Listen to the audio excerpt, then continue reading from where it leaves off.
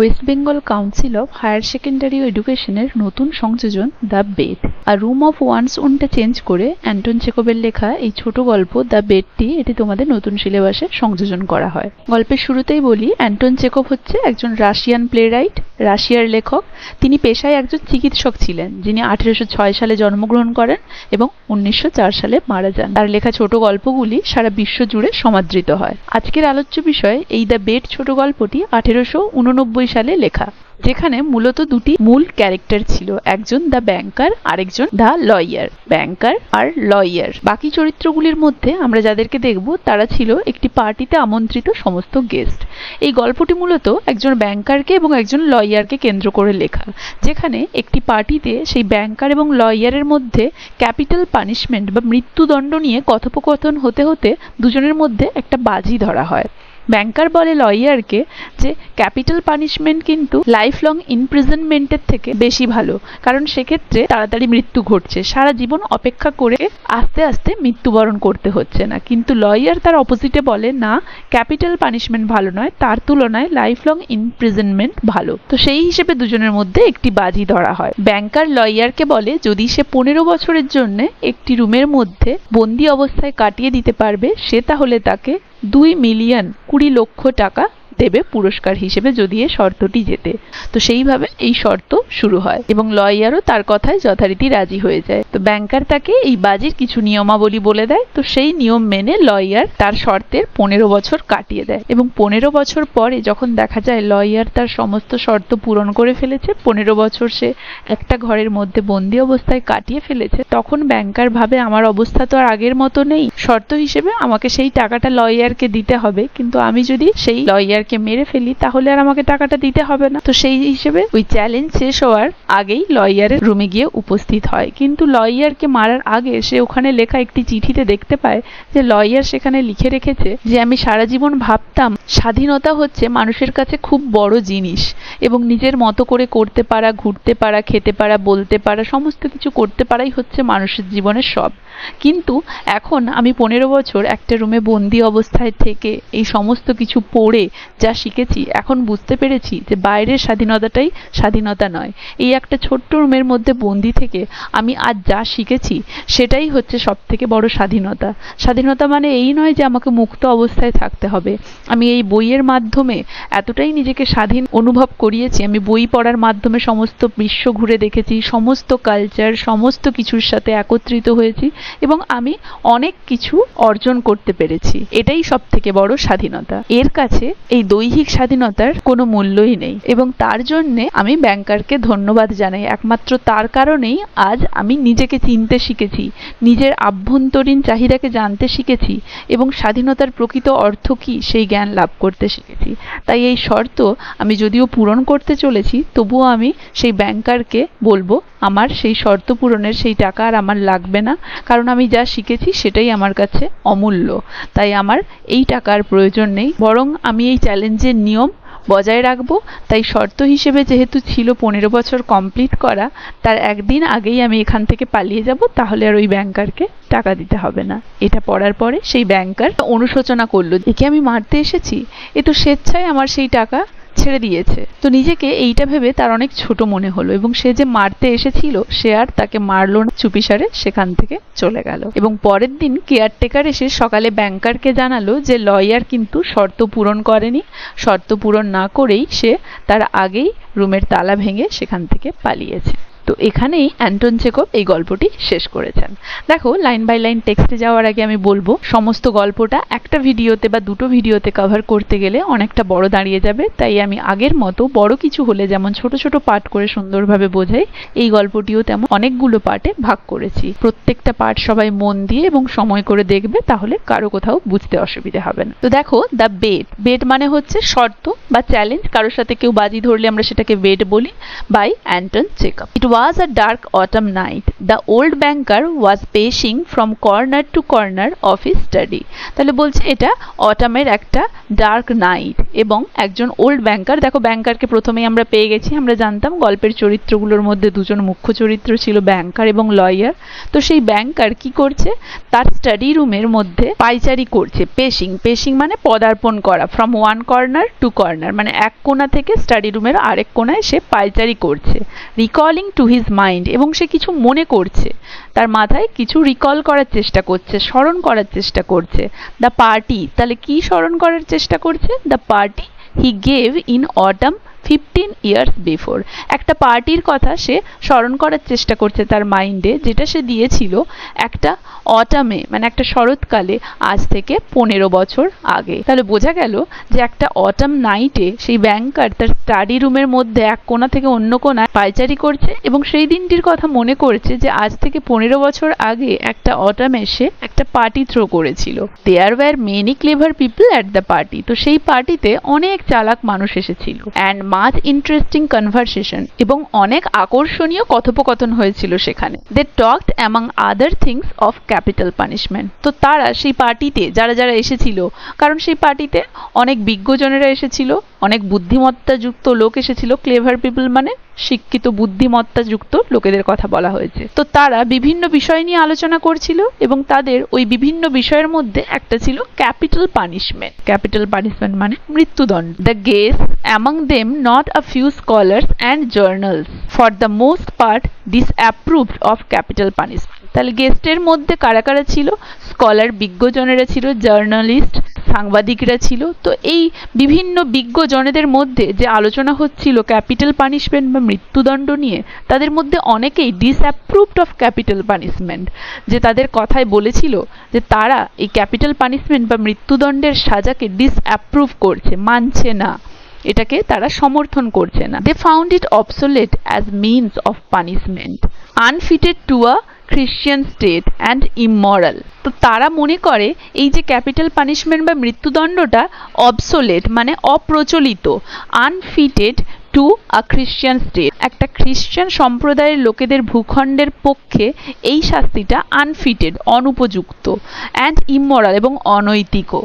Some of them thought that capital punishment should be replaced universally by life imprisonment. Some of them thought, কিছুজন মনে করলো, that capital punishment যে মৃত্যুদণ্ডের সাজা should be replaced পরিবর্তিত হওয়া উচিত ইউনিভার্সালি সমগ্র বিশ্ব জুড়ে বাই লাইফ ইমপ্রিজনমেন্ট যাবজ্জীবন কারাদণ্ডের দ্বারা। তাহলে কিছুজন বলল যে ক্যাপিটাল পানিশমেন্ট বা মৃত্যুদণ্ডের সাজাটা বরং চেঞ্জ করে সে জায়গায় যাবজ্জীবন কারাদণ্ড করা উচিত সমগ্র বিশ্ব জুড়ে। I don't agree with you said the host. Host মানে দেখো পার্টি যখন আয়োজন করা হয় তখন যাদেরকে ইনভাইট করা হয় তারা হচ্ছে গেস্ট এবং যে সেটার আয়োজন করে সে হচ্ছে হোস্ট। তাহলে কার পার্টি ছিল এটা, কে মনে করেছিল পার্টিটার কথা?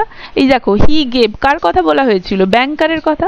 তাহলে ব্যাংকার এখানে বলছে I don't agree with you. তাহলে সবাই যখন বলল capital punishment should be replaced by life imprisonment, তখন কিন্তু ব্যাংকার বলে বসলো আমি তোমাদের সাথে সহমত নই। I myself have experience neither capital punishment nor life imprisonment, but if one may জাজ a priori, then in my opinion capital punishment is more moral and more human than imprisonment. তো ব্যাংকার এখানে বলে বসলো যে যদি আমার কথা বলো মৃত্যুদণ্ডের সাজা বা যাবজ্জীবনের সাজা তুলনা করে কোনটাকে বেশি প্রায়োরিটি দেব, তাহলে আমার মতামত হবে মৃত্যুদণ্ডের সাজা বরং বেশি নৈতিক এবং মোর হিউম্যান দ্যান ইমপ্রিজনমেন্ট যাবজ্জীবন কারাদণ্ডের তুলনায়। এক্সিকিউশন কিলস ইনস্ট্যান্টলি, কারণ ফাঁসি মানুষকে তৎক্ষণাৎ মেরে ফেলে। Life imprisonment kills by degrees, কিন্তু লাইফ ইমপ্রিজনমেন্ট বা যাবজ্জীবন মৃত্যুদণ্ডটা মানুষকে ধীরে ধীরে মারে। Who is the more human executioner? One who kills you in a few seconds or one who draws the life out of you incessantly for years? তারপরে তিনি একটা প্রশ্ন করেছেন যে কোনটা বেশি হিউম্যান, কে বেশি ঘাতক বা কে বেশি জল্লাদ? একজন যে তোমাকে তৎক্ষণাৎ কয়েক সেকেন্ডের মধ্যে মেরে ফেলে, নাকি আরেকজন যে তোমাকে ইনসেসেন্টলি মানে অবিরাম, যে তোমাকে অবিরাম একটু একটু করে বছরের পর বছর ধরে মারতে থাকে? কে বেশি ঘাতক বা কে বেশি জল্লাদ তোমাদের কাছে? এই প্রশ্নটা তিনি যারা ওখানে আলোচনা করছিল তাদের উদ্দেশ্যে করে। They are both equally immoral, remarked one of the guest. সেই গেস্টদের মধ্যে একজন বলে উঠল, দুটোই সমানভাবে অনৈতিক, because their purpose is the same, কারণ দুটোরই উদ্দেশ্য বা দুটোরই লক্ষ্য একই, টু টেক অ্যাওয়ে লাইফ, জীবন কেড়ে নেওয়া। The state is not God, সরকার কিন্তু ভগবান নয়, মানে জীবন তো ভগবানই দিয়েছে, সরকার কিন্তু আমাদের ভগবান নয় যে তিনি ইচ্ছে করলেই আমাদের এই জীবন কেড়ে নিতে পারবেন। It has no right to take away that which it cannot give back if it should be desire. তাহলে ইট হ্যাজ নো রাইট, সরকারের কোনো অধিকারই নেই টু টেক অ্যাওয়ে দ্যাট, সেই জিনিসটা কেড়ে নেওয়ার যেটা সে দিতে পারবে না ফেরত। If it should be desire, যদি এটা প্রমাণিত হয় যে যাকে সেই মৃত্যুদণ্ড দেওয়া হচ্ছে যদি পরে কখনো কোথাও জানতে পারা যায় সে প্রকৃতপক্ষে ওই দোষটি করেনি, তাহলে তাকে যে মেরে ফেলা হলো তার সেই জীবনের অমূল্য বছরগুলো কি আবার ফিরিয়ে আনা যাবে? তাকে কি কোনোভাবে আবার বাঁচিয়ে আনা সম্ভব হবে, বা সেই সরকার কি তাকে আবার ফিরিয়ে দিতে পারবে?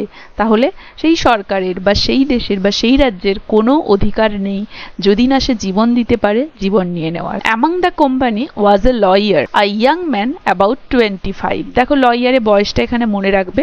তো সেই যে কথোপকথন হচ্ছিল কোম্পানি, মানে সেই যে সবাই মিলে বসে একসাথে সঙ্গ দিয়ে কথোপকথন হচ্ছিল, তাদের মধ্যে একজন লয়ার ছিল যার বয়স 25 বছর। On being asked his opinion, he said, যখন তাকে জিজ্ঞাসা করা হলো তার মতামত, সে বলেছিল, capital punishment and life imprisonment are equally immoral, যে ক্যাপিটাল পানিশমেন্ট মৃত্যুদণ্ডের সাজা এবং লাইফ ইমপ্রিজনমেন্ট যাবজ্জীবন কারাদণ্ড দুটোই কিন্তু সমানভাবে অনৈতিক। But if I were offered the choice between them, কিন্তু আমাকে যদি দুটোর মধ্যে একটাকে চুজ করতে হয়, I would certainly choose the second, আমি নিঃসন্দেহে বা আমি নিশ্চিতভাবে দ্বিতীয়টাই চুজ করব। It's better to live somehow than not to live at all. It's better to live somehow, কোনোভাবে বেঁচে থাকা বরং ভালো, than not to live at all, না বাঁচার থেকে। তাহলে সে বলল দুটোই সমানভাবে অনৈতিক, কিন্তু আমাকে যদি চুজ করতে দেওয়া হয় দুটোর মধ্যে, আমি সেকেন্ডটা নেব, মানে লাইফ ইমপ্রিজনমেন্টাল নেব, কারণ মৃত্যুর থেকে বা না বাঁচার থেকে বরং কোনোভাবে নিজের জীবনটা বাঁচিয়ে রাখা বরং ভালো। There ensued a lively discussion. এইভাবে সেখানে একটা প্রাণবন্ত কথোপকথন চলতে থাকলো। The banker, who was then younger and more nervous, suddenly lost his temper.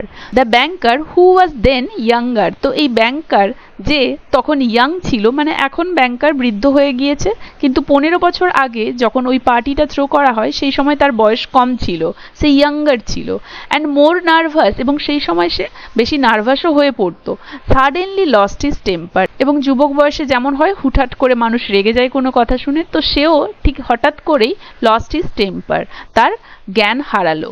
ব্যাংকড his fist on the table, এবং ব্যাংকড মানে হচ্ছে কোনো কিছু দিয়ে কোনো কিছুর ওপরে আঘাত করা, ফিস্ট মানে মুষ্টি, মানে সেও তার মুঠোটা দিয়ে টেবিলে আঘাত করলো। And turning to the young lawyer cried out, এবং সেই যুবক লয়ারের দিকে ফিরে তাকিয়ে চিৎকার করে বলল, ইটস আ লাই, এটা মিথ্যে। I bet you 2 million you wouldn't stick in a cell even for 5 years। আমি তোমাকে চ্যালেঞ্জ জানাচ্ছি যে আমি তোমাকে 2 মিলিয়ন দেব, কিন্তু তবুও তুমি একটা সেল মানে একটা বদ্ধ ঘরের মধ্যে 5 বছর কাটাতে পারবে না, আমি তোমাকে বাজি ধরে বলতে পারি। If you mean it seriously, replied the lawyer, then I bet I will stay not 5 but 15. আপনি কি সিরিয়াসলি এটা বলছেন? যদি আপনি সিরিয়াসলি এটা বলছেন, if you mean it seriously, যদি আপনি এটা সিরিয়াসলি বলে থাকেন, রিপ্লাইড দ্য লয়ার, সেই লয়ার তার উত্তরে বলল, যদি আপনি এটা সিরিয়াসলি বলে থাকেন তাহলে আই বেট, আমি চ্যালেঞ্জ করছি, I will stay not 5 but 15, যে 5 বছর কেন, আমি 15 বছরও একটা রুমের মধ্যে বদ্ধ অবস্থায় কাটিয়ে দিতে পারবো। 15 ডান, ক্রাইড দ্য ব্যাংকার। তখন সেই ব্যাংকার বলল, 15 বছর ঠিক আছে, জেন্টলম্যান, আই স্টেক 2 মিলিয়ন্স। যে সবাই শুনছেন তো, মানে পার্টিতে উপস্থিত বাকিদের উদ্দেশ্যে ব্যাংকার বলল, শুনছেন তো সবাই, আমি কিন্তু এই 2 মিলিয়ন স্টেক করলাম। Agreed, you stake 2 millions, I my freedom, said the lawyer. Lawyer বলল, একদম সহমত, তাহলে আপনি আপনার 2 মিলিয়ন্সে স্টিক থাকুন এবং আমি আমার ফ্রিডম ছাড়তে রাজি, চ্যালেঞ্জ ধরছি। So this wild ridiculous bet came to pass.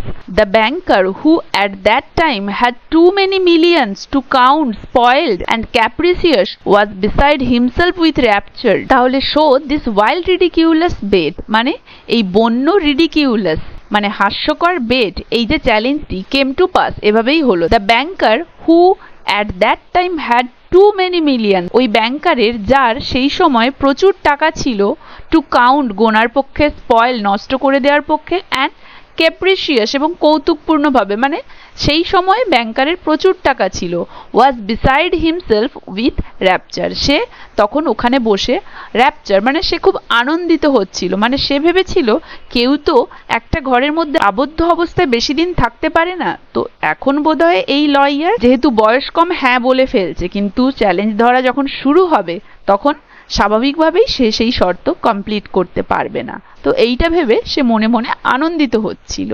During supper he said to the lawyer jokingly, সাপারের সময় মানে নৈশভোজনের সময় সে সেই লয়ারকে মজা করে বলল, come to your senses young rowan before it's too late. মানে সে বোঝাতে চাইলো যে তুমি তো জোশের বশত ওই শর্তটা ধরে ফেলেছিলে, তুমি তোমার সেন্সে ফিরে আসো। রোয়ান, রোয়ান হচ্ছে বহুবর্ণ, মানে সে বোঝাতে চাইছে যে তুমি তখন একটা কথা বলে দিয়েছিলে, কিন্তু তোমার এই বয়সে এগুলো স্বাভাবিক, পরেই হয়তো তুমি বুঝতে পারবে এটা তোমার দ্বারা সম্ভব নয়, তাই বেশি দেরি হয়ে যাওয়ার আগে তুমি তোমার সেন্সে ফিরে আসো। 2 millions are nothing to me, 2 millions আমার কাছে কোনো ব্যাপারই নয়, but you stand to lose 3 or 4 of the best years of your life, কিন্তু তোমার মূল্যবান জীবনের 3 বা 4 বছর তুমি এর দ্বারা নষ্ট করে ফেলতে চলেছো। তাহলে ব্যাংকার কিছুটা কৌতুকপূর্ণভাবে তাকে বলল, তোমার সেন্সে ফিরে এসো, দেখো আমার তো অনেক টাকা পয়সা আছে, 2 মিলিয়ন্সটা আমার কাছে কোনো ব্যাপার নয়, কিন্তু এর চক্করে তুমি তোমার জীবনের মূল্যবান 2-3 বছর হারিয়ে ফেলবে। I say 3 or 4 because you will never stick it out any longer. তো ব্যাংকার বলতে থাকলো, আমি বলছি যে 3 বা 4 বছর, কারণ আমার মনে হয় না যে এর বেশি তুমি ওখানে থাকতেও পারবে। Don't forget either you unhappy man, ভুলে যেও না তুমি অসুখী মানুষ, that voluntary is much heavier than enforced imprisonment, যে স্বেচ্ছায় ওই যাবজ্জীবন নিয়ে নেওয়া এটা কিন্তু ওই এনফোর্সড ইমপ্রিজনমেন্ট মানে বাধ্যতামূলক যাবজ্জীবন কারাদণ্ডের থেকে বেশি হেভিয়ার, মানে সেখানে তো তোমাকে শাস্তি স্বরূপ বাধ্য করা হয় সারা জীবন এক জায়গায় বন্দি থাকতে, সেখানে তো কিছু করার নেই, কিন্তু এখানে তুমি স্বেচ্ছায় নিচ্ছ, এটা কিন্তু বেশি হেভিয়ার, মনে রেখো। তাই তুমি চটজলদি কোনো ডিসিশন নিয়ে ফেলো না, you unhappy man. The idea that you have the right to free yourself at any moment will poison the whole of your life in the cell. I pity you. তাহলে বলছে the idea that you have the right to free yourself at any moment, যে এই যে চিন্তা ভাবনাটা যে তুমি নিজেকে যে কোনো মুহূর্তে ফ্রি করে নিতে পারো তোমার জীবনে, এই চিন্তা ভাবনাটা will poison the whole of your life, তোমার সমস্ত জীবনটা নষ্ট করে দেবে in the cell, ওই সেলের মধ্যে। মানে তুমি তো বাজি ধরে চলে যাচ্ছ, এইভাবে কিছু বছর হয়তো তুমি থেকেও গেলে জোশের বশত, কিন্তু পরে তুমি আর থাকতে পারবে না, তাহলে তুমি সেটা ছেড়ে চলে আসবে, তাহলে কি হবে, জীবনের মূল্যবান কিছু বছর তুমি নষ্ট করে দেবে। অতএব তোমার পুরো জীবনটাই নষ্ট হতে বসেছে, না পারলে এনজয় করতে, না পারলে ঠিকঠাক করে এই শর্তটা পূরণ করতে। আই পিটি ইউ, আমার তোমার উপরে দয়া হচ্ছে। And now the banker pacing from corner to corner recall all this and asked himself, এবং এখন সেই banker pacing from corner to corner, pacing মানে আস্তে আস্তে চলে, তো এক কোণা থেকে অন্য কোণায় সে যে পায়চারি করছিল আস্তে আস্তে চলছিল, রিকল্ড অল দিস, এই সমস্ত কিছু সে মনে করলো, অ্যান্ড আস্কড হিমসেলফ, এবং নিজেকে প্রশ্ন করলো। এখন বলতে কখনের কথা বলা হয়েছে, কারণ দেখো ওই যে ওল্ড ব্যাংকার সে তো 15 বছর পরে তার স্টাডিতে পায়চারি করতে করতে ওই সময়টার কথা মনে করছিল যখন সেই চ্যালেঞ্জ ধরা হয়েছিল, তাই সেই সময়টার কথা বলতে গিয়ে ফ্ল্যাশব্যাকে যাওয়া হয়েছিল। তো এই লাইনটা আবার বর্তমান সময়ের কথা বলা হয়েছে, মানে যখন সে তার স্টাডিতে পায়চারি করছিল সেই সময়টায় ফিরে এসে বলা হচ্ছে যে এখন সে ওই স্টাডিতে পায়চারি করতে করতে ওই সময়টার কথা স্মরণ করে নিজেকে প্রশ্ন করছিল। Why did I make this bed? কেনই আমি এই চ্যালেঞ্জটা ধরেছিলাম? What's the good? এর ভেতরে ভালোটা কি ছিল? The lawyer loses 15 years of his life and I throw away 2 millions. এর ফলে সেই লয়ার তার জীবনের 15টা বছর নষ্ট করেছিল। and I throw away 2 millions, এবং আমি থ্রো অ্যাওয়ে মানে আমি ছুড়ে দিয়েছিলাম, মানে আমি নষ্ট করে ফেলেছিলাম 2 millions। মানে এই চ্যালেঞ্জটা আমরা ধরেছিলামই বা কেন? এতে ভালো কি হয়েছিল? এর ফলে তো লয়ার তার জীবনের 15 বছর শেষ করে ফেলেছিল এবং আমি আমার 2 মিলিয়ন। তাহলে এতে ভালোটা কি ছিল?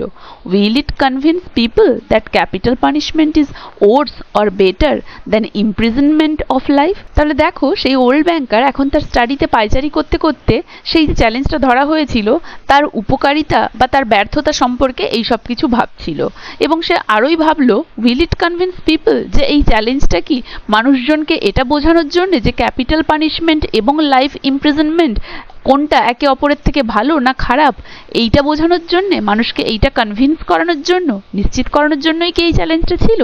নো নো, না না, তা হতে পারে না। অল স্টাফ অ্যান্ড রাবিশ, এই সমস্ত কিছুই বোকামি এবং রাবিশ, ফালতু একদমই। On my part, it was the caprice of a well-fed man on the lawyer's pure greed of gold. তো আমার দিক থেকে বলতে গেলে it was the caprice, যে এটা খেয়াল খুশি, যে আমার তো এত টাকা ছিল তাই আমি হয়তো সেই সময় হুট করতেই বাজিটা ধরে ফেলেছিলাম।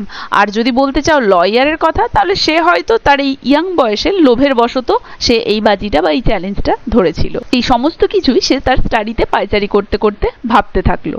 হি রিকালেক্টেড ফার্দার, সে আরো স্মরণ করলো what happened after the evening party, যে কি হয়েছিল ওই ইভিনিং পার্টিটার পরে। It was decided that the lawyer must undergo his imprisonment under the strictest observation in a garden wing of the banker's house.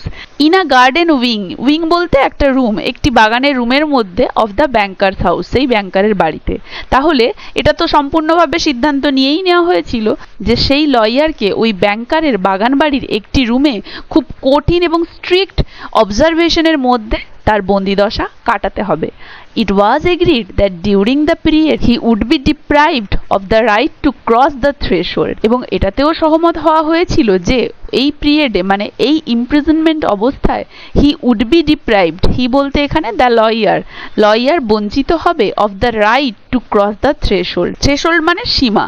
তাহলে সেই অবস্থায় সেই লয়ার বঞ্চিত হবে সেই সীমাটা, মানে যেই জায়গায় তাকে আবদ্ধ করে রাখা হবে সেই সীমাটা পেরিয়ে যেতে, মানে সে সেটার বাইরে পা রাখতে পারবে না, সেটা পেরিয়ে সে যেতে পারবে না, যেখানে তাকে বন্দি করে রাখা হবে, যেখানে তাকে আবদ্ধ থাকতে হবে সেটার বাইরে সে বেরিয়ে যেতে পারবে না। টু সি লিভিং পিপল, আর কি করতে পারবে না? টু সি লিভিং পিপল, মানুষজনকে সে দেখতে পারবে না। টু হেয়ার হিউম্যান ভয়েস, মানুষজনের ভয়েস সে শুনতে পারবে না। And to receive letters and news paper, এবং কোনো রকম চিঠি সে পাবে না এবং নিউজ পেপারও পাবে না। He was permitted to have a musical instrument, কিন্তু তাকে পারমিশন দেওয়া হয়েছিল মিউজিক্যাল ইনস্ট্রুমেন্ট রাখার জন্য। টু রিড বুকস, আর কি বই পড়ার জন্য। টু রাইট লেটার, চিঠি লেখার জন্য। টু ড্রিঙ্ক ওয়াইন খাওয়ার জন্য। অ্যান্ড স্মোক টোব্যাকো, এবং স্মোক করার জন্য। তাহলে এগুলো কিন্তু পরীক্ষায় আসে যে এই শর্ত অনুযায়ী, এই চ্যালেঞ্জ ধরার শর্ত অনুযায়ী তাকে কি কি পারমিশন দেওয়া হয়েছিল এবং কি কি সে করতে পারবে না। এই জিনিসগুলো খুবই ইম্পর্টেন্ট, ভালোভাবে মনে রাখবে। By the agreement he could communicate but only in silence with the outside world through a little window specially constructed for this purpose. তো বলছে বাই দিস এগ্রিমেন্ট, এই এগ্রিমেন্ট অনুযায়ী, এই শর্ত অনুযায়ী হি কুড কমিউনিকেট, সে যোগাযোগ স্থাপন করতে পারত, বাট অনলি ইন সাইলেন্স, শুধুমাত্র নিস্তব্ধতাতে। উইথ দ্য আউটসাইড ওয়ার্ল্ড, বাইরের জগতের সাথে। থ্রু আ লিটল উইন্ডো, একটা ছোট্ট জানালার দ্বারা। স্পেশালি কনস্ট্রাক্টেড, যেটা কিনা শুধুমাত্র তৈরি করা হয়েছিল ফর দিস পারপাস, এই উদ্দেশ্যে। মানে তাকে যে আবদ্ধ করে রাখা হবে, সে বাইরের জগতের সাথে যোগাযোগ স্থাপন করতে পারবে নিস্তব্ধতার মাধ্যমে, শুধুমাত্র একটি ছোট্ট জানালা দ্বারা, যেটি পারপাসফুল্লি এই উদ্দেশ্যে গড়ে তোলা হয়েছিল। Everything necessary, books, music, wine, he could receive in any quantity by sending a note through the wind. Everything necessary যা কিছুই প্রয়োজনীয়, মানে তাকে যা যা কিছুর পারমিশন দেওয়া হয়েছিল, বই, মিউজিক, ওয়াইন, সব কিছুই সে পেতে পারত এবং যতটা পরিমাণ চাইতো ততটা পরিমাণই সে পাবে। কিসের দ্বারা? একটা নোট সে ওই জানালার পাশে লিখে একটা নোট দিয়ে দেবে, সেই জানালার থ্রু সে যা কিছুই চাইতো, যেগুলো তাকে পারমিশন দেওয়া হয়েছিল, বুক, মিউজিক, ওয়াইন, যতটা পরিমাণ চাইবে সে ওই জানালা দিয়ে নোট রেখে দিলে সে সেই পরিমাণ সেখানে পেয়ে যাবে। The agreement provided for all the minutest details which made the confinement strictly solitary.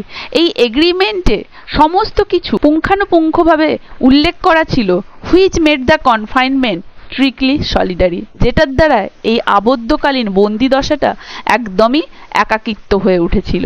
And it obliged the lawyer to remain exactly 15 years from 12 o'clock of November 14th, 1870 to 12 o'clock of November 14th, 1885। যেই বন্দি দশাটা কিনা obliged, মানে কোন সময় থেকে কোন সময়ের মধ্যে বাধ্যবাধকতা ছিল ওটা, যে 14ই নভেম্বর 1870 রাত 12টা থেকে 12 o'clock of November আবার 14ই নভেম্বর 1885 এ রাত 12টা পর্যন্ত ছিল। The least attempt on his part to violate the condition to escape, if only for 2 minutes before the time, freed the banker from the obligation to pay him the 2 millions। কি বলছে? যে the least attempt on his part to violate, যে এখানে এই শর্ত অনুযায়ী যদি ওই লয়ার বিন্দুমাত্র প্রচেষ্টা করে violate the condition, এই সমস্ত শর্তগুলো উপেক্ষা করতে, to escape, পালিয়ে যেতে, if only for 2 minutes before, 2 minute আগেও যদি সে এই সময়ে কমপ্লিট করার 2 মিনিট আগেও যদি সে পালিয়ে যেতে চায়, the time freed the banker from the obligation, মানে যতক্ষণ পর্যন্ত বাধ্য ছিল সে ওখানে আবদ্ধ থাকতে, তার কমপ্লিটের মুহূর্তে যদি 2 মিনিট আগেও সে পালিয়ে যেতে চেষ্টা করে, তাহলে কি হবে? দ্য অবলাইগেশন টু পে হিম, তাকে যেই অ্যামাউন্টটা পে করার জন্য ব্যাংকার বাধ্য ছিল, দ্য 2 মিলিয়ন, সেটা আর সে পাবে না। তার মানে এতটাই স্ট্রিক্ট ছিল সেই এগ্রিমেন্টটা। During the first year of imprisonment, তো সেই বন্দি দশার, সেই আবদ্ধ থাকা অবস্থার প্রথম বছরে, the lawyer as far as it was possible to জাজ ফ্রম হিজ শর্ট নোট, যতটা পরিমাণ সে যে শর্ট নোটগুলো লিখেছিল সেটা থেকে বোঝা যায় বা জাজ করা যায়, বলতে গেলে সাফার টেরিবলি, খুব গভীরভাবে কষ্ট পেয়েছিল, সাফার টেরিবলি, খুব কষ্ট হয়েছিল তার, ফ্রম লোনলিনেস, একাকিত্ব, অ্যান্ড বোরডম, এবং হতাশা বা বিষাদ থেকে। মানে প্রথম বছর সে যে যে নোটস লিখেছিল সেটা থেকে বোঝা যায় সে একাকিত্বে ভুগেছিল, বিষাদগ্রস্ত হয়ে পড়েছিল। From his wing day and night came the sound of the piano. Wing বলতে তার ওই ছোট্ট রুমটার কথা বলা হয়েছে, যে তার রুম থেকে ক্রমাগত ডে অ্যান্ড নাইট, মানে দিনে রাত্রে সবসময় কিসের সাউন্ড আসছে? পিয়ানোর। মানে বোঝা যেত সে পিয়ানো বাজাচ্ছে সবসময়। He rejected wine and tobacco, সে বারণ করে দিয়েছিল ওয়াইন নিতে এবং টোব্যাকো নিতে। দেখো তার জায়গায় অন্য যে কেউ হতো, সে কিন্তু ওয়াইন পাওয়া যাচ্ছে ফ্রিতে, টোব্যাকো পাওয়া যাচ্ছে ফ্রিতে, নিয়ে নিত, কিন্তু সে এই দুটোকে বর্জন করেছিল। ওয়াইন, হি রোড, ওয়াইন সম্পর্কে সে লিখেছিল, excites desire and desires are the chief foes of a prisoner. তো এই ওয়াইন সে কেন নেয়নি তার কারণটাও সে লিখেছিল। এই ওয়াইন সে লিখেছিল যে এক্সাইট ডিজায়ার, আমাদের শরীরের কামনাগুলোকে আরো উদ্রেক করে, বাড়িয়ে তোলে, যেই কামনাগুলো কি ছিল, আর দ্য চিফ ফোজ, ফো মানে এনিমি, শত্রু, যে মুখ্য শত্রু কাদের? অফ আ প্রিজনার, একজন বন্দি মানুষের। তাহলে একজন বন্দি মানুষের ওয়াইন খাওয়া এই কারণে উচিত নয়, কারণ এগুলো খেলে তার ভেতরকার যে আগ্রহগুলো, কামনাগুলো, সেগুলো মাথা চাড়া দেবে এবং বন্দি অবস্থায় সেগুলো পূরণ হবে না, অতএব তার মধ্যে খুব সমস্যার সৃষ্টি হবে। তাই ওয়াইন একজন প্রিজনারের ক্ষেত্রে শত্রু। বিসাইডস, এর পাশাপাশি, nothing is more boring than to drink good wine alone, যে গুড ওয়াইন খাওয়া একাকী, এটার থেকে বেশি বোরিং আর পৃথিবীতে কোনো কাজ নেই। And tobacco spoils the air in his room, এবং টোব্যাকো মানে স্মোকিং কি করে? একটা রুমের যে পরিবেশকে নষ্ট করে দেয়, তাই সে ওয়াইন এবং টোব্যাকোকে রিজেক্ট করেছিল। During the first year, the lawyer was sent books of a light character. প্রথম বছর সেই লয়ারকে যেসব বই দেওয়া হতো সেগুলো ছিল light character based, light theme based. Novels with a complicated love interest, যে সমস্ত নভেলগুলো দেওয়া হতো সেগুলোর থিমগুলো ছিল complicated love. Stories of crime and fantasy, crime এবং ফ্যান্টাসির গল্প বই দেওয়া হতো। কমেডিজ অ্যান্ড শো অন, এবং হাস্যরসাত্মক সম্পূর্ণ বই এবং আরো বিভিন্ন কিছু বই তাকে প্রথম বছর দেওয়া হতো। In the second year the piano was heard no longer and the lawyer asked only for classic. কিন্তু দ্বিতীয় বছরে কি হলো, তাহলে দেখো প্রথম বছরে তার উইং থেকে কন্টিনিউ ডে অ্যান্ড নাইট কিসের সাউন্ড আসতো? পিয়ানোর। কিন্তু সেকেন্ড ইয়ারে কি হলো, এই পিয়ানোর সাউন্ড আর শোনা যেত না। ওয়াজ হার্ড নো লঙ্গার, আর শোনা যেত না। বদলে কি না, সেই লয়ার কি চেয়েছিল এর পরিবর্তে? অনলি ফর ক্লাসিক, শুধুমাত্র ক্লাসিক মিউজিক চেয়েছিল সে। ইন দ্য ফিফথ ইয়ার, পঞ্চতম বছরে মিউজিক ওয়াজ হার্ড এগেইন, আবার ঘুরে সেই মিউজিকের শব্দ শোনা গিয়েছিল। And the prisoner asked for wine, এবং ওই ফিফথ ইয়ারে প্রিজনার ওয়াইন চেয়েছিল। Those who watched him said that, যারা তাকে সেই সময় দেখেছিল বলেছিল যে during the whole of that year, ওই সমস্ত বছর হি ওয়াজ অনলি ইটিং, সে শুধুমাত্র খেয়েছিল, ড্রিঙ্কিং পান করেছিল, মানে ওয়াইন পান করেছিল, and lying on his bed, এবং তার বিছানায় শুয়েছিল। He yawned often and talked angrily to himself, সে প্রায়ই হাই তুলতো এবং নিজের সাথে নিজে অ্যাংগ্রিলি, খুব রেগে গিয়ে সে কথা বলতো। Books he did not read, সে কোনো বই পড়তো না। Sometimes at nights he would sit down to write, কিছু কিছু সময় রাতের বেলায় সে লিখতে বসে যেত। He would write for a long time, সে অনেকক্ষণ ধরে লিখতো। And tear it all up in the morning, এবং সকালবেলায় সে সবগুলোকে, যেগুলো যেগুলো রাতে লিখেছিল সব ছিঁড়ে ফেলতো। More than once he was heard to weep, এবং তাকে একবারের বেশিও কাঁদতে শোনা গিয়েছিল। তাহলে দেখো, যেগুলো জানতে পারলাম এগুলোর দ্বারা বোঝা যাচ্ছে তখনও পর্যন্ত সেই ইয়াং লয়ার কিন্তু নিজের ওপরে কন্ট্রোল আনতে পারেনি। কারণ সে মাঝে মাঝে খুশি থাকতো, গান শুনতো, মাঝে মাঝে আবার অবসাদগ্রস্ত হয়ে প্রচুর খেত, ওয়াইন পান করতো, বিছানায় শুয়ে থাকতো, আবার মাঝরাতে উঠে লিখতো, কখনো কখনো নিজের সাথে রেগে কথা বলতো, কখনো হাই তুলতো, আবার সেই রাতের লেখাগুলো সকালে উঠে ছিঁড়ে ফেলতো, এবং একবারের বেশি সে কাঁদতো, সেই সাউন্ডও পাওয়া যেত। তার মানে এই সব কিছুর দ্বারা বোঝা যাচ্ছে তখনও সে নিজের মধ্যে আত্মসংযম আনতে পারেনি, সেলফ কন্ট্রোলটা তখনও সে আনতে পারেনি। In the second half of the sixth year, 6 বছরের সেকেন্ড হাফে the prisoner began zealously to study languages, সেই প্রিজনার মানে সেই লয়ারের কথা বলা হয়েছে, began zealously to study languages, মানে এখানে জেলাসলি মানে ডেসপারেটলি, একদম ডেসপারেটলি ল্যাঙ্গুয়েজেস, ফিলোসফি এবং হিস্ট্রি পড়ার উদ্যোগ নিল। He fell on this subject so hungrily that the banker hardly had time to get books enough for him, সে এতটাই ডেসপারেট হয়ে উঠেছিল এই সাবজেক্টগুলো পড়তে, মানে বইয়ের খিদে তার এতটাই হয়েছিল যে সেই সময় বইয়ের যোগান দিয়ে উঠতে সেই ব্যাংকারের টাইম কম পড়ছিল। In the space of 4 years about 600 volumes were brought at his request. So in the space of 4 years about 600 volumes were brought at his request. তাহলে তার অনুরোধে 4 বছরে 600 বই তাকে এনে দেওয়া হয়েছিল পড়ার জন্য। It was while that passion lasted that the banker received the following letter from the prisoner. এবং এটা ততক্ষণ ছিল যতক্ষণ না পর্যন্ত সেই ব্যাংকার সেই প্রিজনারের কাছ থেকে একটা চিঠি পেয়েছিল তার লেখা। তো সেই চিঠিতে সে কি লিখেছিল ব্যাংকারকে? মাই ডিয়ার জেলার, দেখো জেলার বলা হয়েছে কেন? এখানে বন্দি দশাকে যদি একটা জেল মনে করি এবং সেই লয়ারকে একটা প্রিজনার, তাহলে এখানে সেই ওল্ড ব্যাংকারকে জেলার বলা হয়েছে, যারা জেল পাহারা দেয়। তো তিনি বলেছেন, মাই ডিয়ার জেলার, I am writing this lines in 6 languages, আমি আপনাকে এই চিঠিটা বা এই লাইনগুলো 6টা আলাদা আলাদা ভাষায় লিখছি। শো দেম টু এক্সপার্ট, এগুলো এক্সপার্টদেরকে দেখাবেন, মানে যারা যারা সেই ভাষার এক্সপার্ট তাদেরকে দেখাবেন। লেট দেম রিড দেম, তাদেরকে দিয়ে এগুলো পড়াবেন। If they do not find one single mistake, যদি আমার এই ভাষাগুলোর মধ্যে সেই এক্সপার্টরা একটাও কোনো ভুল না খুঁজে পায়, I beg you to give order to have a gun fired off in the garden, তাহলে আমি আপনাকে রিকোয়েস্ট করব যে আপনি যেন বাগানে এসে গান ফায়ার করার আদেশ দেন। তো কেন এই গান ফায়ারের কথা বলেছে লয়ার ব্যাংকারকে? দেখো পরের লাইনে সেটার উত্তর দিয়ে দিচ্ছে, by the noise I shall know that my efforts have not been in vein.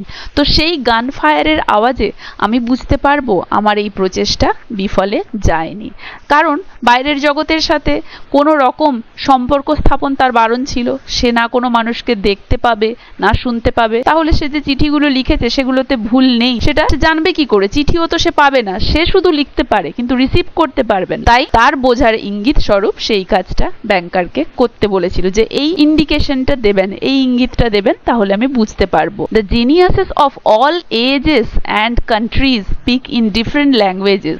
তাহলে প্রত্যেক দেশের জিনিয়াসরা যদিও তারা বয়সগত দিক থেকে বিভিন্ন ধরনের হয় এবং বিভিন্ন কান্ট্রির হয়, speak in different languages, তারা বিভিন্ন ভাষায় কথা বলে, but in them all burns the same flame, কিন্তু তাদের প্রত্যেকেরই উদ্দেশ্য কিন্তু একই রকম। Oh, if you knew my heavenly happiness, now that I can understand them, the prisoner desire was fulfilled.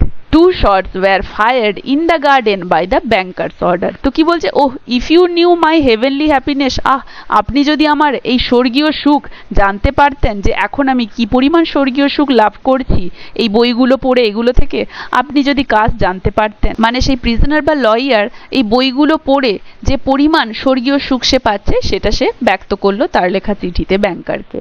The prisoner desire was fulfil, তো যথারীতি তার লেখা চিঠি অনুযায়ী তার যে ইচ্ছে পূরণ হলো। টু শটস, দুবার বন্দুক ফায়ার করা হলো ইন দ্য গার্ডেন, ওই বাগানে, বাই দ্য ব্যাংকার্স অর্ডার, সেই ব্যাংকারের আদেশ অনুযায়ী। যেমনটা বলেছিল সেই লয়ার যে যদি এই চিঠিগুলোতে এই যে ল্যাঙ্গুয়েজ, 6টা ল্যাঙ্গুয়েজে আমি লিখেছি, কোনোটাতেই কোনো না ভুল থাকে তাহলে আপনি এই ইঙ্গিতটা দেবেন। তো তার কথা অনুযায়ী দুটো শট করা হলো। তার মানে হচ্ছে যে সে যে 6টা ভাষা রপ্ত করেছিল, শিখেছিল, এবং সেই 6টা ভাষায় সে যে চিঠিটি লিখেছিল সেই 6টা ভাষার মধ্যে কোথাও কোনো ভুল নেই, সে নিখুঁতভাবে সেই ভাষাগুলো রপ্ত করে নিয়েছিল, এটাই তার প্রমাণ। Later on, after the 10th year, এরপরে আফটার দ্য 10th ইয়ার, 10 বছর পরে, the lawyer sat immovable before his table and read only the New Testament. এরপরে কি দেখা গেল? 10 বছর পরে সেই লয়ার তার টেবিলে ইমুভেবল, একদম অনড়ভাবে বসেছিল এবং কি পড়ছিল? New testament. এগুলো কিন্তু মনে রাখবে যে কোন বছর সে কি কি করেছিল, কোন বছর কোন বই পড়েছিল, কোন বছরে তার কি ইন্টারেস্ট গ্রো করেছিল, এগুলো খুব important. The banker found it strange that a man who in 4 years had mastered 600 erudite volumes should have spent nearly a year in reading one book, easy to understand and by no means thick. এটা দেখে সেই ব্যাংকার found it strange, খুব আশ্চর্যিত হয়েছিল যে একটা মানুষ যে 4 বছরে 600 বই পড়ে নিয়েছিল, ইরুডাইট ভলিউমস, ইরুডাইট মানে পাণ্ডিত্য, ওয়াইজ, তো 4 বছরে 600টা বই, বড় বড় ভলিউমের বই যে পড়ে নিয়ে পাণ্ডিত্য দেখিয়েছিল, সেই মানুষটা একটা পুরো বছর ধরে একটা ছোট্ট বই নিয়ে কি এমন পড়ছে, কি এমন বোঝার চেষ্টা করছে ওটা থেকে, যেটা এমন কি মোটাও নয়, থিকও নয়, একটা ছোট্ট পাতলা বই 1 বছর ধরে পড়ে সে কি বোঝার চেষ্টা করছে, তার 1 বছরে এই বইটা পড়তে লাগছে, যে কিনা 4 বছরে 600টা মোটা মোটা ভলিউমের বই পড়েছিল। The New Testament was then replaced by the history of religions and theology. এই নিউ টেস্টামেন্টের কি ছিল? History of religions and theology, ধর্মের ইতিহাস এবং ধর্মের উৎপত্তি। তো এই নিউ টেস্টামেন্ট তখন রিপ্লেসড হয়েছিল কি নিয়ে? ধর্মের ইতিহাস এবং ধর্মের উৎপত্তি নিয়ে। তো সেটাই সে পড়ে বোঝার চেষ্টা করছিল। During the last 2 years of his confinement, the prisoner read an extraordinary amount, quite haphazard. তো ডিউরিং দ্য লাস্ট 2 years, তার বন্দিদশার, কনফাইনমেন্ট মানে বন্দিদশা, তার ওই বন্দিদশার লাস্ট 2 বছর সেই প্রিজনার এক্সট্রাঅর্ডিনারি অ্যামাউন্ট মানে প্রচুর পরিমাণে, হ্যাপাজার্ড মানে যে কোনো সাবজেক্টের ওপরে, যে কোনো থিওরির ওপরে বই পড়া শুরু করেছিল। Now he would apply himself to the natural science, এখন সে নিজে থেকেই আর কি কি বই চেয়েছিল? ন্যাচারাল সায়েন্সের ওপরে। Then he would read Byron or Shakespeare, তারপরে সে চেয়েছিল বায়রন এবং শেক্সপিয়ারের বই। Notes use to come from him in which he asked to be sent at the same time a book on chemistry, এবং তার থেকে যে সমস্ত নোটগুলো আসতো, মানে ওই জানালা দিয়ে লিখে তো ফেলে দিত তার কি কি চাই, তো সেই নোটগুলোতে সে ওই একই সময় আরো চেয়েছিল কেমিস্ট্রির ওপরে বই, আর টেক্সট বুক অফ মেডিসিন, মেডিসিনের ওপরে বই, আর নভেল চেয়েছিল, and some treatise on philosophy or theology, এছাড়াও ফিলোসফি এবং থিওলজির ওপরেও সে বই চেয়ে পাঠিয়েছিল। He read as through he were swimming in the sea among broken pieces of wreckage, and in his desire to save his life was eagerly grasping one piece after another. কি বলেছে দেখো, হি read as though he were swimming, সে যখন পড়তো সে দেখাতো যে সে swim করছে, কোথায়? In the sea, সমুদ্রে, among broken pieces of wreckage মানে তার জাহাজ যেন ভেঙে গিয়েছে, and in his desire to save his life, এবং সে তার জীবন বাঁচানোর জন্য eagerly grasping one piece after another, জীবন বাঁচানোর জন্য জাহাজ ভেঙে গেলে সমুদ্রে সুইমিং করা অবস্থায় যেমন কোনো মানুষ যা কিছুই সামনে পায় খড়কুটোকে আগলে ধরে বাঁচার চেষ্টা করে। তো সেও যেন ঠিক সমুদ্রে সাঁতার কাটছে যেখানে তার জাহাজ ভেঙে গেছে, এবং যেখানে সে তার জীবন বাঁচানোর জন্য ইগারলি যাই পাচ্ছে একটা পিসের পরে আরেকটা সেটাকেই সে আঁকড়ে বাঁচার চেষ্টা করছে। তাহলে এখানেও যেন সে বাঁচার চেষ্টা করছে। তাহলে এখানে প্রকৃতপক্ষে বোঝাতে চাইছে সে যেহেতু একা বন্দি দশায়, তো জীবনটাকে বাঁচানোর জন্য, টাইমটাকে কাটানোর জন্য সে যাতে কোনোভাবে সেই শর্তটা পূরণ করতে শেষ পর্যন্ত যেতে পারে, সেটার জন্য টাইমটাকে অতিবাহিত করার জন্য একটার পর একটা সে বই পড়ে যাচ্ছে। মানে হচ্ছে সে যে বন্দি অবস্থায় আছে সেই বন্দি দশাটায় টাইমগুলোকে কাটানোর জন্য সে যেমন উৎসুকভাবে একটার পর একটা বই চেয়ে পাঠিয়ে পড়ে যাচ্ছে, ঠিক যেন কোনো মানুষ তার জীবনটাকে বাঁচানোর জন্য ইগারলি একটার পর একটা যা যাই আসছে তাকে ধরে যেমন বাঁচতে চেষ্টা করে সমুদ্রে ডুবে যাওয়া কোনো মানুষ, সেও যেন তার ওই অবস্থায় সময়টাকে কাটানোর জন্য যেটাই পাচ্ছে হাতের পাশে সেটাই পড়ার চেষ্টা করছে এবং একটার পর একটা সে চেয়ে পাঠাচ্ছে এবং সেগুলোর দ্বারা সে টাইমটাকে অতিবাহিত করছে। The banker recalled all this and thought. The ব্যাংকার মানে ওই ওল্ড ব্যাংকার এই সমস্ত কিছু মনে করছিল এবং ভাবছিল বা চিন্তা করছিল। তাহলে এতক্ষণ দেখো ফ্ল্যাশব্যাক চলছিল, এখন বাস্তব সিচুয়েশনে আবার ফিরে এসছে। মানে বলছে সেই ওল্ড ব্যাংকার এতক্ষণ এই সব কিছু মনে করছিল এবং চিন্তা করছিল। Tomorrow at 12 o'clock he receives his freedom. আগামীকাল 12টার সময় সে তার স্বাধীনতা পেয়ে যাবে। মানে আগামীকাল 12টার সময় তার 15 বছরের ওই চ্যালেঞ্জ পূর্ণ হবে। Under the agreement I shall have to pay him 2 million, এবং শর্ত অনুযায়ী আমাকে তাকে 2 million রুবেল দিতে হবে। ইফ আই পে, যদি আমি তাকে ওটা দেই, it's all over with me, তাহলে তো আমার সব শেষ হয়ে যাবে। I am ruin for ever, আমার সব কিছুই নষ্ট হয়ে যাবে, আমি তো সর্বশান্ত হয়ে যাব সব দিনের জন্য। 15 years before he had too many millions to count. 15 বছর আগে, হি বলতে ওল্ড ব্যাংকারের কথাই বলা হয়েছে। বলেছে 15 বছর আগে তার too many millions, অনেক টাকা ছিল টু কাউন্ট, গোনার জন্য। মানে 15 বছর আগে তার অনেক টাকা ছিল। But now he was afraid to ask himself which he had মোর, কিন্তু এখন সে নিজেকে জিজ্ঞেস করতে ভয় পায় which he had more of, তার কাছে কোনটা বেশি আছে, মানি অর ডেবস, ঋণ নাকি টাকা। মানে 15 বছর আগে তার কাছে এত পরিমাণ টাকা ছিল যে তার কোনো চিন্তাই ছিল না, কিন্তু আজ গিয়ে তার সম্পত্তি বা টাকা পয়সার পরিমাণ এতটাই খারাপ অবস্থায় সে রয়েছে যে সে নিজেকে এইটুকু জিজ্ঞেস করতে ভয় পায় বা নিজে থেকে এইটুকু সে রিয়েলাইজ করতে ভয় পায় যে তার ঋণের পরিমাণ বেশি নাকি তার অবশিষ্ট যেটুকু আছে সেটার পরিমাণ বেশি। Gambling on the stock exchange, risky speculation and the recklessness of which he could not rid himself even in old age had gradually brought his business to decay. কি বলেছে? Gambling on the stock exchange. Stock exchange এই ওয়ার্ডটার সাথে তোমরা আশা করি familiar. Share বাজার, তো বলেছে এই শেয়ার বাজারে গ্যাম্বলিং মানে এই শেয়ার বাজারে টাকা লাগানো। রিস্কি স্পেকুলেশন, স্পেকুলেশন মানে হচ্ছে জল্পনা, তো রিস্কি স্পেকুলেশন মানে হচ্ছে ঝুঁকিপূর্ণ অনুমান।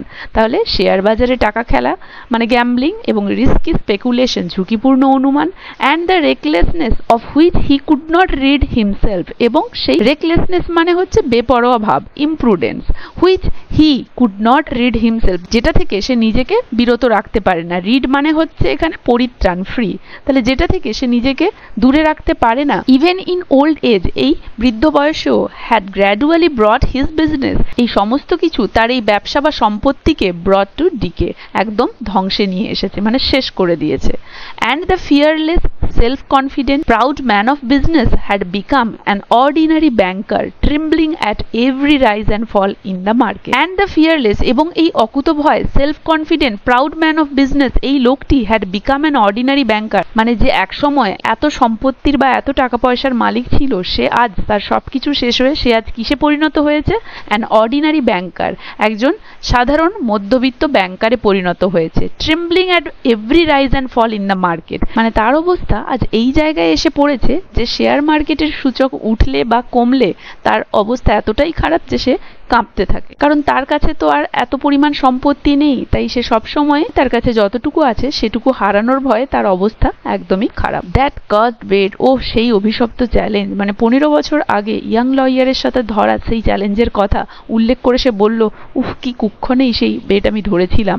মারমার দ্য ওল্ড ম্যান, সেই ওল্ড ম্যান বিড়বিড় করে বলল, ক্লাচিং হিজ হেড ইন ডিসপেয়ার। ক্লাচিং হচ্ছে দৃঢ় মুষ্টিতে ধরা, মানে মুঠো করে ধরা। হিজ হেড, তার মাথার চুলগুলোকে সে মুঠো করে ধরলো। ইন ডিসপেয়ার, হতাশাতে, মানে সে বিরক্ত হয়ে হতাশাগ্রস্ত হয়ে মাথার চুলগুলোকে মুঠো করে ধরলো এবং বিড়বিড় করে বলল, উফ, সেই অভিশপ্ত বেড যে আমি কেন ধরতে গিয়েছিলাম। Why didn't the man die, সেই মানুষটা কেন মরে যাচ্ছে না। এখানে দ্য ম্যান বলতে সেই ইয়াং লয়ারের কথা বলা হয়েছে যে ওই রুমে আবদ্ধ রয়েছে। He is only 40 years old, তার বয়স মাত্র 40 বছর। He will take away my last farthing. Farthing মানে হচ্ছে 1 পেনির চতুর্থাংশ, মানে 1 পেনিকে যদি 4 ভাগে ভাগ করা হয় তার 4 ভাগের 1 ভাগ, সিকি বলা যেতে পারে। He will take away my last farthing, মানে সে আমার শেষ সিকিটাও নিয়ে নেবে। ম্যারি, বিয়ে করবে। এনজয় লাইফ, জীবনটা উপভোগ করবে। Gamble on the exchange, share মার্কেটে টাকা খেলবে। And I will look on like an envious beggar, এবং আমাকে কিরকম দেখাবে, আমি দেখাবো একজন এনভিয়াস মানে ঈর্ষান্বিত, বেগার মানে ভিখিরি, এবং আমাকে দেখাবে একজন ঈর্ষান্বিত ভিখিরির মতো। And hear the same words from him every day, এবং তার কাছ থেকে আমি প্রত্যেক দিন সেই একই শব্দগুলো শুনবো। I am obliged to you for the happiness of my life, আমি কৃতজ্ঞ আপনার কাছে আমার জীবনের এই সমস্ত কিছু সুখের জন্য।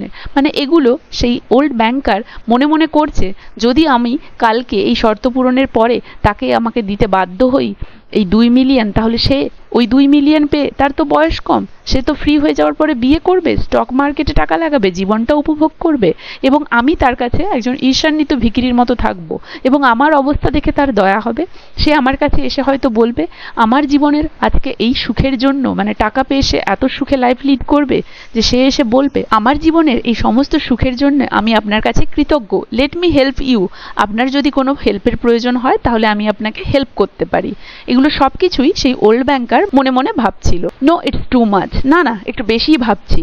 The only escape from bankruptcy and disgrace, the only escape, একমাত্র পরিত্রাণ বা একমাত্র এ থেকে মুক্তির উপায়, ফ্রম ব্যাংক্রাপসি, এই দেউলিয়া হয়ে যাওয়া থেকে, অ্যান্ড ডিসগ্রেস মানে হচ্ছে অসম্মান বা ইনসাল্ট, মানে এই যে আমার সমস্ত টাকা চলে যাবে, মানে ওই ওল্ড ব্যাংকারের যে সব টাকা চলে যাবে, নিঃস্ব হয়ে যাবে, ভিখিরি হয়ে যাবে, এটা তো খুবই বড় অসম্মান।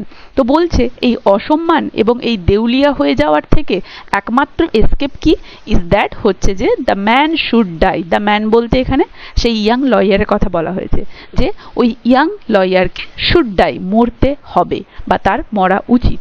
কে বলছে? ওল্ড ব্যাংকার বলছে মনে মনে। নেক্সট দেখো, the clock had just struck 3, সেই সময় ঘড়িতে 3টে বাজলো। দ্য ব্যাংকার ওয়াজ লিসেনিং, সেই ব্যাংকার শুনছিল, মানে ঘড়িতে যে 3টে বাজছিল ব্যাংকার সেটা শুনলো।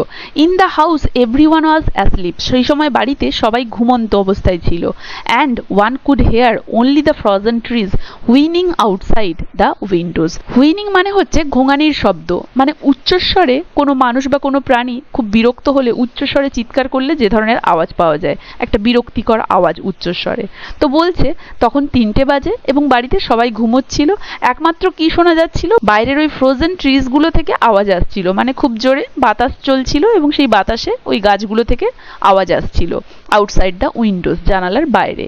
Trying to make no sound he took out of his safe the key of the door which had not been opened for 15 years, put on his overcoat and went out of the house। তো কি বলছে দেখো, trying to make no sound, কোনো রকম শব্দ না করে, he took out of his safe, সে তার সিন্দুক থেকে, সেফ মানে সিন্দুক, the key of the door, সেই দরজাটার চাবিটা নিল, which had not been opened for 15 years, যেটা কিনা 15 বছর ধরে খোলা হয়নি, মানে সেই ইয়াং লয়ার যেই রুমটাতে বন্দি আছে সেই রুমটার দরজার চাবি নিল। put on his overcoat, তারপরে সেটার ওভারকোটটি পরে নিল, and went out of the house, এবং বাড়ি থেকে বাইরে বেরিয়ে গেল। দ্য গার্ডেন ওয়াজ ডার্ক, বাগানটা যথারীতি অন্ধকারময়, অ্যান্ড কোল্ড এবং ঠান্ডা। ইট ওয়াজ রেইনিং, বৃষ্টি হচ্ছিল। A damp penetrating wind howled in the garden. আর ড্যাম্প মানে হচ্ছে স্যাঁতস্যাঁতে। পেনিট্রেটিং মানে অনুপ্রবেশকারী বা তীক্ষ্ণ, এখানে হচ্ছে তীক্ষ্ণ, শার্প। উইন্ড, এখানে যেহেতু বাতাস আছে তাহলে পেনিট্রেটিং হচ্ছে এখানে শার্প, মানে তীক্ষ্ণ তীব্র বাতাস। হাউলড মানে গর্জন করা, রোয়ার। ইন দ্য গার্ডেন, ওই বাগানে তীক্ষ্ণ তীব্র বাতাস যেন বইছিল এবং সেই বাতাস যেন হাউল গর্জন করছিল, মানে বাতাস এত তীব্রভাবে বইছে, এত ঠান্ডা বাতাস ওই সাথে সাথে ওয়েদারে, মানে মনে হচ্ছে ওই বাতাসটা বয়ে যাওয়ার সময় হাউলিং করছে। And gave the trees no rest, এবং গাছগুলোকে কোনো রেস্ট দিচ্ছে না, মানে ওই বাতাসে গাছগুলো দুলছে, ক্রমাগত দুলছে, কোনো রেস্ট পাচ্ছে না। Though he strained his eyes the banker could see neither the ground nor the white statue nor the garden wing nor the trees, যদিও সে তার চোখ বড় বড় করে দেখার চেষ্টা করছিল, তবুও সেই ব্যাংকার না দেখতে পেল সামনে থাকা গ্রাউন্ড, না দেখতে পেল সেই হোয়াইট স্ট্যাচু, না দেখতে পেল সেই গার্ডেন উইং মানে যেই রুমটার মধ্যে সেই ইয়াং লয়ার ছিল, আর না দেখতে পেল গাছগুলো, মানে সে তার সামনে কিছু দূর পর্যন্ত কোনো কিছুই দেখতে পেল না। Approaching the garden wing he called the watchman twice, তো সেই গার্ডেন উইং এর দিকে মানে বাগানের ওই রুমটির দিকে এগিয়ে গিয়ে সে পাহারাদারকে দুবার ডাক দিল। দেয়ার ওয়াজ নো অ্যান্সার, কিন্তু কোনো উত্তর এলো না। Evidently the watchman had taken shelter from the bad weather and was now asleep somewhere in the kitchen or the green house. Evidently মানে হচ্ছে স্পষ্টতই, তাহলে স্পষ্টতই বোঝা যাচ্ছে এরকম একটা ওয়েদার থেকে বাঁচতে, এরকম একটা খারাপ ওয়েদার থেকে বাঁচতে ওই পাহারাদার হয়তো ওই গ্রিন হাউসের কিচেনে গিয়ে আশ্রয় নিয়েছে এবং হয়তো এখন ঘুমিয়ে পড়েছে। If I have the courage to fulfil my intention, intention মানে যেটা সে মনস্থির করে এসেছে, তাহলে বলছে যদি আমার মধ্যে সাহস থাকে যেটা আমি মনস্থির করে এসেছি সেটা ফুলফিল করার, থট দ্য ওল্ড ম্যান, সেই ব্যাংকার ভাবলো, the suspicion will fall on the watchman first of all, তাহলে এই সমস্ত সন্দেহটা প্রথমতই গিয়ে পড়বে কার উপরে, না সেই পাহারাদারের উপর, কারণ সেই রুমটার পাহারার দায়িত্বে তো উনি ছিলেন প্রথম। তাহলে আমি যেটা আজ মনস্থির করে এসেছি সেটা যদি আমি ফুলফিল করে যেতে পারি আজকে, তাহলে তার সমস্ত দায় বা তার সমস্ত দোষটা বা সন্দেহটা গিয়ে পড়বে সেই পাহারাদারের উপরে। তাহলে দেখো এখানে বোঝা যাচ্ছে সেই ওল্ড ব্যাংকার কিন্তু সেই ইয়াং লয়ারকে মেরে ফেলার বা হত্যা করার উদ্দেশ্যে সেখানে গিয়েছে, কারণ সে বলেছিল যে তার ডিসপেয়ার এবং ওই ব্যাংক্রাপসি থেকে রক্ষার একমাত্র উপায় হচ্ছে ওই ইয়াং লয়ারকে মরতে হবে। তাই বোঝা যাচ্ছে সে এই ওয়েদারে তার রুমের সামনে উপস্থিত হয়েছিল তাকে হত্যা করার জন্য। In the darkness he grouped for the steps and the door and entered the hall of the garden wing, তো বলছে ইন দ্য ডার্কনেস অন্ধকারের মধ্যে হি গ্রোপড, গ্রোপড মানে হচ্ছে অনুসন্ধান করা, অ্যাকচুয়ালি গ্রোপড মানে হচ্ছে কোনো কিছু সামনে থেকে ভালোভাবে না দেখতে পেয়ে অস্পষ্ট অবস্থায় কোনো কিছুকে স্পর্শ করা। তাহলে এখানে যেহেতু সে ওই অন্ধকারের মধ্যে দিয়ে যাচ্ছিল, সে অনুসন্ধান করতে করতে পা চালাতে চালাতে গিয়ে কোথায় পৌঁছলো, সেই গার্ডেন উইং মানে বাগানের মধ্যে ওই রুমটার ওই দরজাটার কাছে গিয়ে পৌঁছালো এবং এন্টার্ড দ্য হল এবং হলে প্রবেশ করলো। দেন তারপরে poked his way into the narrow passage and stuck a match, এবং তারপরে ওই হলে প্রবেশ করার পরে ছোট্ট একটা প্যাসেজের মধ্য দিয়ে সে যেতে থাকলো অ্যান্ড স্টাক আ ম্যাচ, এবং একটি ম্যাচিস জ্বালালো, কারণ সেখানে অন্ধকার ছিল। নট আ সোল ওয়াজ দেয়ার, সেখানে কেউ ছিল না, সোল বলতে বলছে সেখানে কোনো মানুষ ছিল না। Someone's bed with no bed clothes on it stood there, তাহলে সেখানে শুধুমাত্র একজনের একটি বেড ছিল এবং তার উপরে কোনো বেড ক্লথ ছিল না। And an iron stove loomed dark in the corner, এবং বাড়ির কোনায় একটা আয়রন স্টোভ ছিল। লুমড কথার অর্থ হচ্ছে ভীতিজনকভাবে দেখা দেওয়া, মানে ওই আয়রন স্টোভটা কোনার দিকে এমনভাবে পড়েছিল সেটা দেখে যে কেউ ভয় পেয়ে যাবে। The seals on the door that led into the prisoner's room were broken, seal মানে প্রিজনারের রুমের দরজাটা সিল করা ছিল, দীর্ঘ 15 বছর ধরে যেহেতু সেই দরজা দিয়ে কোনো যাতায়াত হবে না তাই ওটা সিল করা ছিল, তাই বলেছে the seal of the door, সেই দরজার সিলটা that led into the prisoner's room, যেটা কিনা প্রিজনার্স রুমে ঢুকছে, ওয়্যার আনব্রোকেন, একদমই আনব্রোকেন অবস্থায় ছিল, কারণ দীর্ঘ 15 বছর ধরে ওখানে কোনো যাতায়াত হয়নি, তাই সেরকমই রয়েছে, এখনো সিল করা আছে ওটা। When the match went out, যখন ওই ম্যাচটা নিভে গেল, মানে ওই ম্যাচিসের আলোটা যখন নিভে গেল, দ্য ওল্ড ম্যান ট্রেমব্লিং ফ্রম এগিটেশন, সেই ওল্ড ম্যান কি হলো, ট্রেমব্লিং কাঁপছিল, এগিটেশন মানে উৎকণ্ঠায় কাঁপছিল, মানে সে তো মনে মনে একটা উদ্দেশ্য নিয়ে এসেছে যে হত্যা করবে সেই ইয়াং লয়ারকে, তাই যখন ম্যাচিসটা নিভে গেল সে কাঁপছিল উৎকণ্ঠায়। Peeped into the little window, তারপরে সে কি করলো, পিপড মানে উকিঝুঁকি মারা, ওই যে ছোট্ট একটি উইন্ডো করা ছিল ওই রুমের, দেখো ওই ইয়াং লয়ারকে যেই রুমে রাখা হয়েছিল দরজা দিয়ে তো যাতায়াত বন্ধই ছিল, শুধুমাত্র একটা ছোট্ট উইন্ডো করা হয়েছিল, যেই উইন্ডো দিয়ে সে কি করবে, বাইরের জগতের সাথে কোনো সম্পর্ক স্থাপন করতে পারবে না, কিন্তু তার কোনো কিছু প্রয়োজন হলে সে একটা নোট লিখে ওই উইন্ডো দিয়ে দিত এবং সেগুলো সে পেত, তাই ওখানে একটা উইন্ডো ছিল, তো সেই উইন্ডো দিয়ে ওল্ড ব্যাংকার উকি মারলো। In the prisoner's room, prisoners রুমে ক্যান্ডেল ওয়াজ বার্নিং ডিমলি। তো যখন ওই ওল্ড ব্যাংকার ওই ছোট্ট জানালাটি দিয়ে উকি মারল রুমের মধ্যে, সে রুমে কি দেখতে পেল, যে প্রিজনারের রুমে কি রয়েছে না, একটা ক্যান্ডেল জ্বলছে ডিমলি, মানে একদম ক্ষীণ ভাবে জ্বলছে। The prisoner himself sat by the table, এবং সেই প্রিজনার নিজে বসে রয়েছে টেবিলের কাছে। Only his back, the hair on his head and his hands were visible. এবং দেখো যখন ওই ওল্ড ব্যাংকার ওই উইন্ডো দিয়ে ঝুঁকি মারছিল, তখন সে দেখলো যে প্রিজনারের রুমে প্রিজনার বসে রয়েছে কোথায় না, টেবিলের পাশে, এবং একটা ক্যান্ডেল জ্বলছে খুব ক্ষীণ ভাবে, এবং প্রিজনারের পিছন দিক মানে পিঠটাই সে শুধু দেখতে পাচ্ছে। অ্যান্ড দ্য হেয়ার, তার চুলগুলো দেখতে পাচ্ছে, অ্যান্ড হিজ হেড, তার মাথাটা দেখতে পাচ্ছে, and his hand were visible, তার হাতগুলো দেখতে পাচ্ছে। মানে সে প্রিজনারের মুখটা দেখতে পায়নি, তাকে সামনে থেকে দেখতে পায়নি, তাকে পেছন বরাবর দেখতে পাচ্ছিল, এবং তার চুল, তার মাথা এবং তার হাতগুলো দেখতে পাচ্ছিল। Open books were strewn about on the table, the two chairs and on the carpet near the table. তাহলে সেখানে অনেক বই ছড়ানো ছিল, বইগুলো খোলা অবস্থায় ছিল, দুটো চেয়ার ছিল, আর কি ছিল, কার্পেট ছিল। টেবিলটার কাছে অনেকগুলো বই ছড়িয়ে রাখা আছে খোলা অবস্থায়, দুটো চেয়ার আছে, এবং সেই টেবিলের কাছে একটা কার্পেটও আছে। 5 minutes পাস, 5 মিনিট এভাবে কেটে গেল। And the prisoner never once tired, এবং প্রিজনার এই 5 মিনিটের মধ্যে একবারও কিন্তু নড়লো না। 15 years, 15 বছর কনফাইনমেন্ট, বন্দি দশা, had taught him to sit motionless. তাহলে বলছে দেখো যে এই 15 বছর ধরে বন্দি দশা কাটিয়ে সেই ইয়াং লয়ার শিখে গেছে কিভাবে গতিহীন অবস্থায় বসে থাকতে হয়, মানে একদম অনড় অবস্থায় বসে থাকতে সে শিখে গেছে, সে ধৈর্য শিখে গেছে। তাই সে 5 মিনিট হয়ে গেল তবুও তাকে নড়তে দেখা গেল না, মানে সে এতটাই ধীর স্থির হয়ে গেছে। The banker tapped on the window, সেই ব্যাংকার কি করলো, ট্যাপড মানে টোকা দিল জানালাতে, উইথ হিজ ফিঙ্গার, তার আঙুলের দ্বারা। But the prisoner made no movement in reply, কিন্তু প্রিজনার এর পরিবর্তে কোনো রিপ্লাই করলো না বা কোনো মুভমেন্ট, নড়াচড়া করলো না। Then the banker cautiously tore the seal from the door and put the key into the lock। দেখো প্রিজনারের জানালায় যখন ওল্ড ব্যাংকার গিয়ে ট্যাপ করলো, তখন কিন্তু সে কোনো উত্তর দিল না বা সে নড়লোও না, যে কেউ একজন নাড়া দিল বাইরে, নক করলো, তার দিকে তার কোনো ভ্রুক্ষেপই নেই। এতটাই সে ধীর স্থির এবং এতটাই সে আত্মমনোযোগী হয়ে উঠেছে এই 15 বছর ধরে এই বন্দি দশায়, যে বাইরের জগতের থেকে সে নিজেকে এতটাই বিচ্ছিন্ন করে নিয়েছে যে বাইরে থেকে আসা একটি শব্দ তাকে কিন্তু আর বিচলিত করলো না। সে যেরকম অবস্থায় বসেছিল সেদিকে কান্না দিয়ে ঠিক সেইভাবে অনড় অবস্থায় বসে রইল। অতএব তাই ওল্ড ব্যাংকার বুঝে গেল যে সে কোনো রিপ্লাই দেবে না, তাই সে কশিয়াসলি সচেতনভাবে টোর দ্য সিল, সেই দরজার যে সিল করা ছিল সেই দরজার সিলটাকে সে ছিঁড়ে দিল বা তুলে দিল বা উপড়ে ফেললো। অ্যান্ড পুট দ্য কি ইনটু দ্য লক, এবং সে যে চাবিটা এনেছিল সেই তালাতে সেই চাবিটা দিল। দ্য রাস্টি লক, রাস্টি দেখো মরচে পড়ে গেছে, অবশ্যই 15 বছর ধরে একটা লক যদি থাকে সেটা যদি খোলা পড়া না হয় তাহলে অবশ্যই তাতে মরচে ধরে যাবে। তো বলছে the rusty lock gave a hoarse groan and the door creak. তো সেই মরচে ধরা লকটি গেভ আ হোয়ার্স গ্রোয়ান, খোলার সময় কি হলো, কর্কশ সাউন্ড করলো।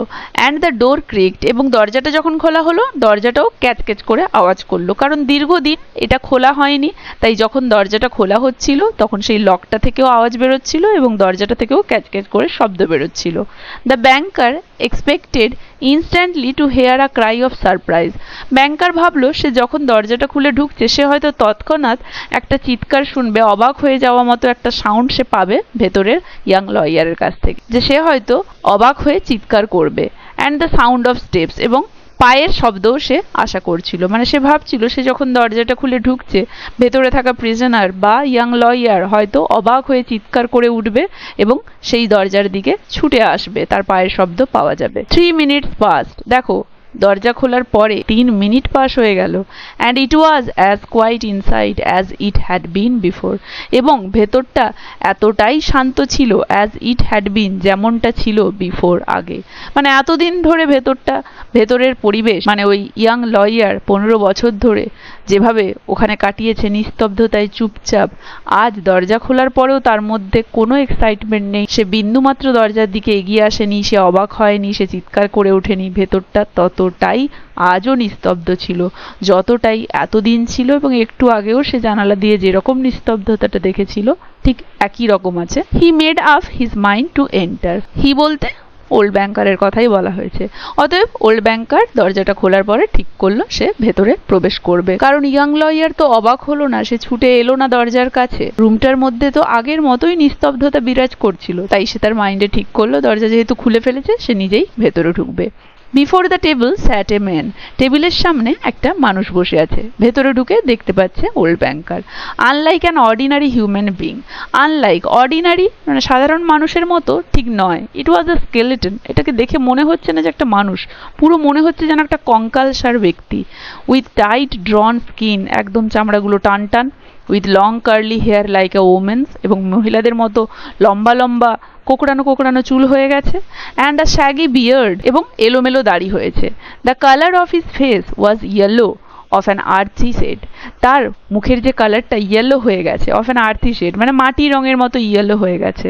দ্য চিকস ওয়ার সাঙ্কেন, এবং গালগুলো যেন একদম সাঙ্কেন ডুবে গেছে, মানে এখানে বলতে চাইছে গালগুলো যেন একদম ঢুকে গেছে ভেতরের দিকে। The back long and narrow, and the hand upon which he leaned his hairy head was so lean and skinny that it was painful to look upon. And the back long and narrow, এবং পেছন থেকে তাকে যখন দেখা যাচ্ছে তখন তাকে মনে হচ্ছে লম্বা এবং সরু ক্ষীণ একটি ব্যক্তি যেন বসে রয়েছে। অ্যান্ড দ্য হ্যান্ড, এবং সেই হাতগুলো আপন হুইচ যার উপরে হি লিনড হিজ হেয়ারি হেড, সে তার চুল ভর্তি মাথাটা ঝুঁকিয়ে রেখেছে, ওয়াজ সো লিন, এতটাই রোগা পাতলা ছিল, অ্যান্ড স্কিনি, স্কিনি বলতে একদম হাড়ের সাথে চামড়াগুলো জড়ে গিয়েছে, এতটাই ক্ষীণ, দ্যাট ইট ওয়াজ পেইনফুল, যে এটা খুবই যন্ত্রণাদায়ক টু লুক আপন, এটা দেখা। মানে একটা ব্যক্তির অবস্থা যে এরকম হয়েছে, যে কঙ্কালসার অবস্থা পরিণত হয়েছে তার, সেটা দেখতেও খুব খারাপ লাগছিল, খুব কষ্ট হচ্ছিল।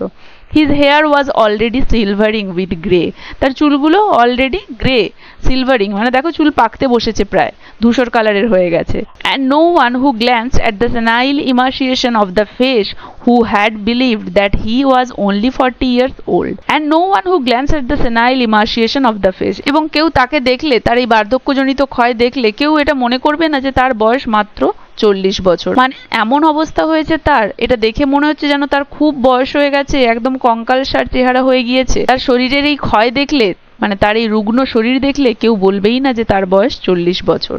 On the table before his bended head, টেবিলে তার বেন্ডেড মানে তার ঝুঁকে যাওয়া মাথার সামনে লে আ শিট অফ পেপার, একটি পেপারের টুকরো পড়ে রয়েছে। On which something was written in a tiny hand, যার উপরে ছোট ছোট করে কিছু লেখা আছে। তাহলে রুমের ভেতরে ঢুকে ওল্ড ব্যাংকার যখন দেখলো ইয়াং লয়ার একদম রুগ্ন কঙ্কালসার একটি মানুষে পরিণত হয়েছে, তার চুলগুলো পুরো মেয়েদের মতো বেড়ে গেছে, তার এলোমেলো দাড়ি হয়ে গিয়েছে, তার মাথা শরীরের থেকে বড় লাগছে, এবং এতটাই তাকে ক্ষীণ লাগছে যে কেউ তাকে দেখলে বলবে না যে তার বয়স 40 বছর।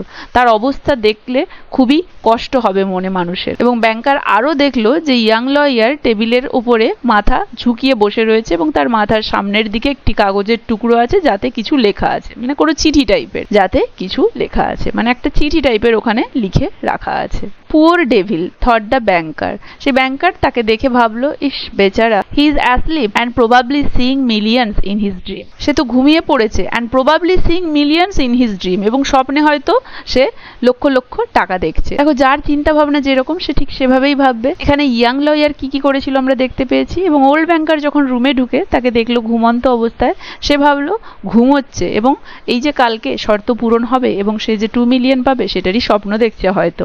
বেচারা বেকার স্বপ্ন দেখছে, কারণ সে তো মনে মনে তাকে হত্যা করার ফন্দি করে ওখানে উপস্থিত হয়েছে। ইস বেচারা ঘুমিয়ে পড়েছে এবং স্বপ্নে হয়তো কালকে 2 মিলিয়ন যে পাবে সেটারই স্বপ্ন দেখছে।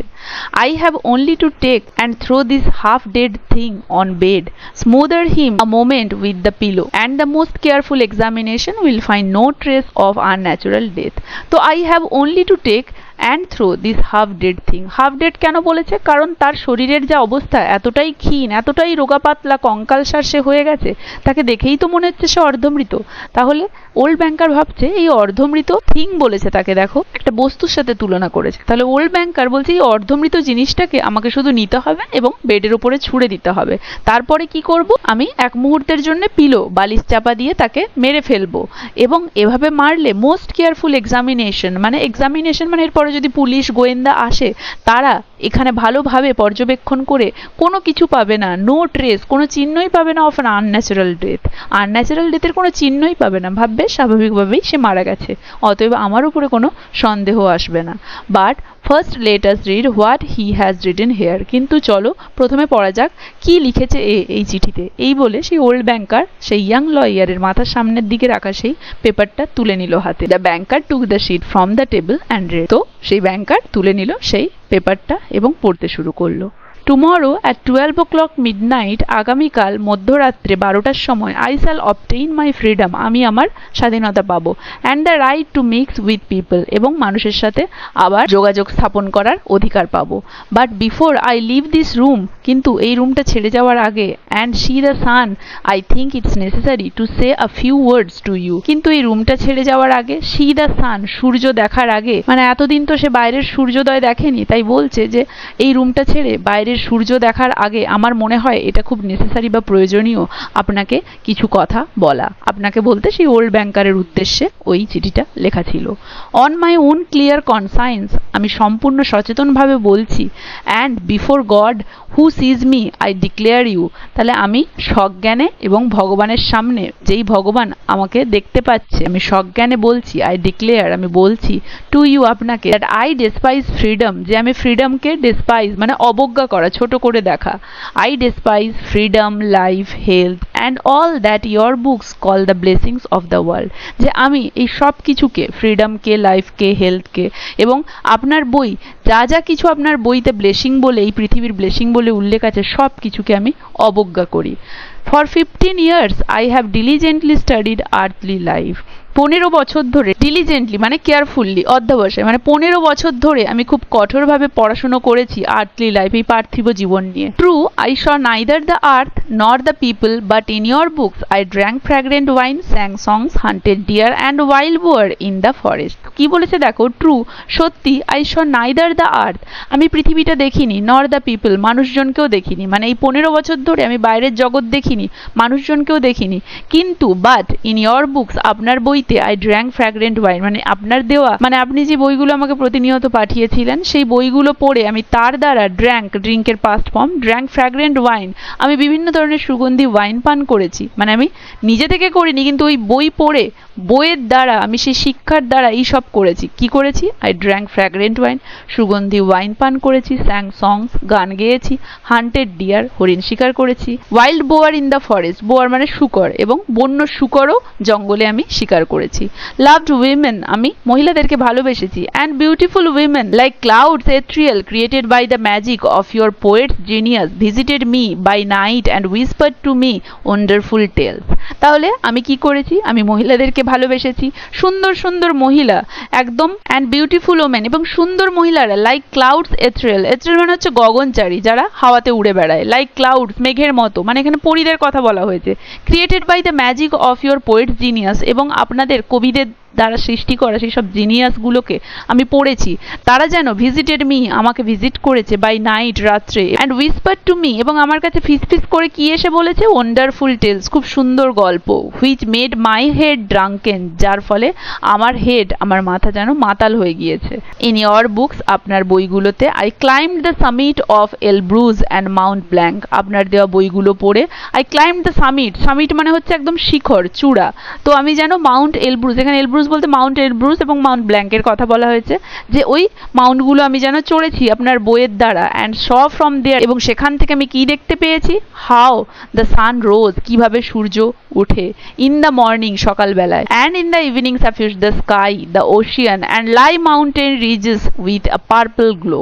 তাহলে আপনি যে বইগুলো দিয়েছিলেন সেই বইগুলোর দ্বারা আমি মাউন্ট এলব্রুজে চড়েছি, সেখান থেকে দেখতে পেয়েছিলাম আমি সূর্যোদয় সকালবেলার, সাফিউজড মানে হচ্ছে ছড়ানো, ছড়িয়ে ফেলা, ঢেকে দেওয়া, এবং সন্ধ্যেবেলায় সেই সূর্য যখন অস্ত যায়, যেন মনে হয় সেই সমুদ্রে, সেই ওশিয়ানের মধ্যে সে নিমজ্জিত হচ্ছে, রিজেস মানে শৈলশিরা, সেই শৈলশিরার পেছনে সে নিমজ্জিত হচ্ছে, এবং সারা আকাশটা যেন একটা সুন্দর আভাতে ছেয়ে গেছে, এই সব কিছুই আমি আপনার বইগুলো পড়ে দেখতে পাই।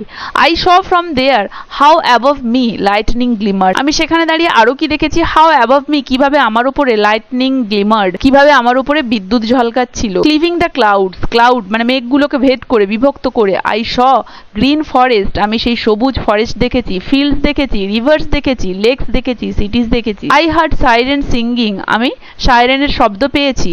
And the playing of the pipes of পান, পাইপস অফ পান বলতে পান পাইপের কথা বলা হয়েছে, এক ধরনের মিউজিক্যাল ইনস্ট্রুমেন্ট। তাহলে আমি পান পাইপ বাজানোর আওয়াজ পেয়েছি। I touch the wings of beautiful devil, beautiful ডেভিলসদের ডানা আমি টাচ করেছি। Who came flying to me, যারা আমার কাছে উড়ে এসেছিল, টু স্পিক অফ গড, ভগবানের কথা বলতে। ইন ইয়োর বুকস, আপনার বইতে, I cast myself into bottomless abyss, cast মানে হচ্ছে নিক্ষেপ করা, বটমলেস মানে যার কোনো শেষ নেই, অ্যাবিজ মানে হচ্ছে পাতাল, মানে আমি নিজেকে নিক্ষেপ করেছি সেই পাতাল লোকে যার কোনো অন্ত নেই। ওয়ার্কড মিরাকলস, আমি অনেক মিরাকল ঘটিয়েছি। Burn cities to the ground, শহর জ্বালিয়ে ফেলেছি। পার্চড নিউ রিলিজিয়ান্স, নতুন নতুন রিলিজিয়ান ছড়িয়ে ফেলেছি চারিদিকে।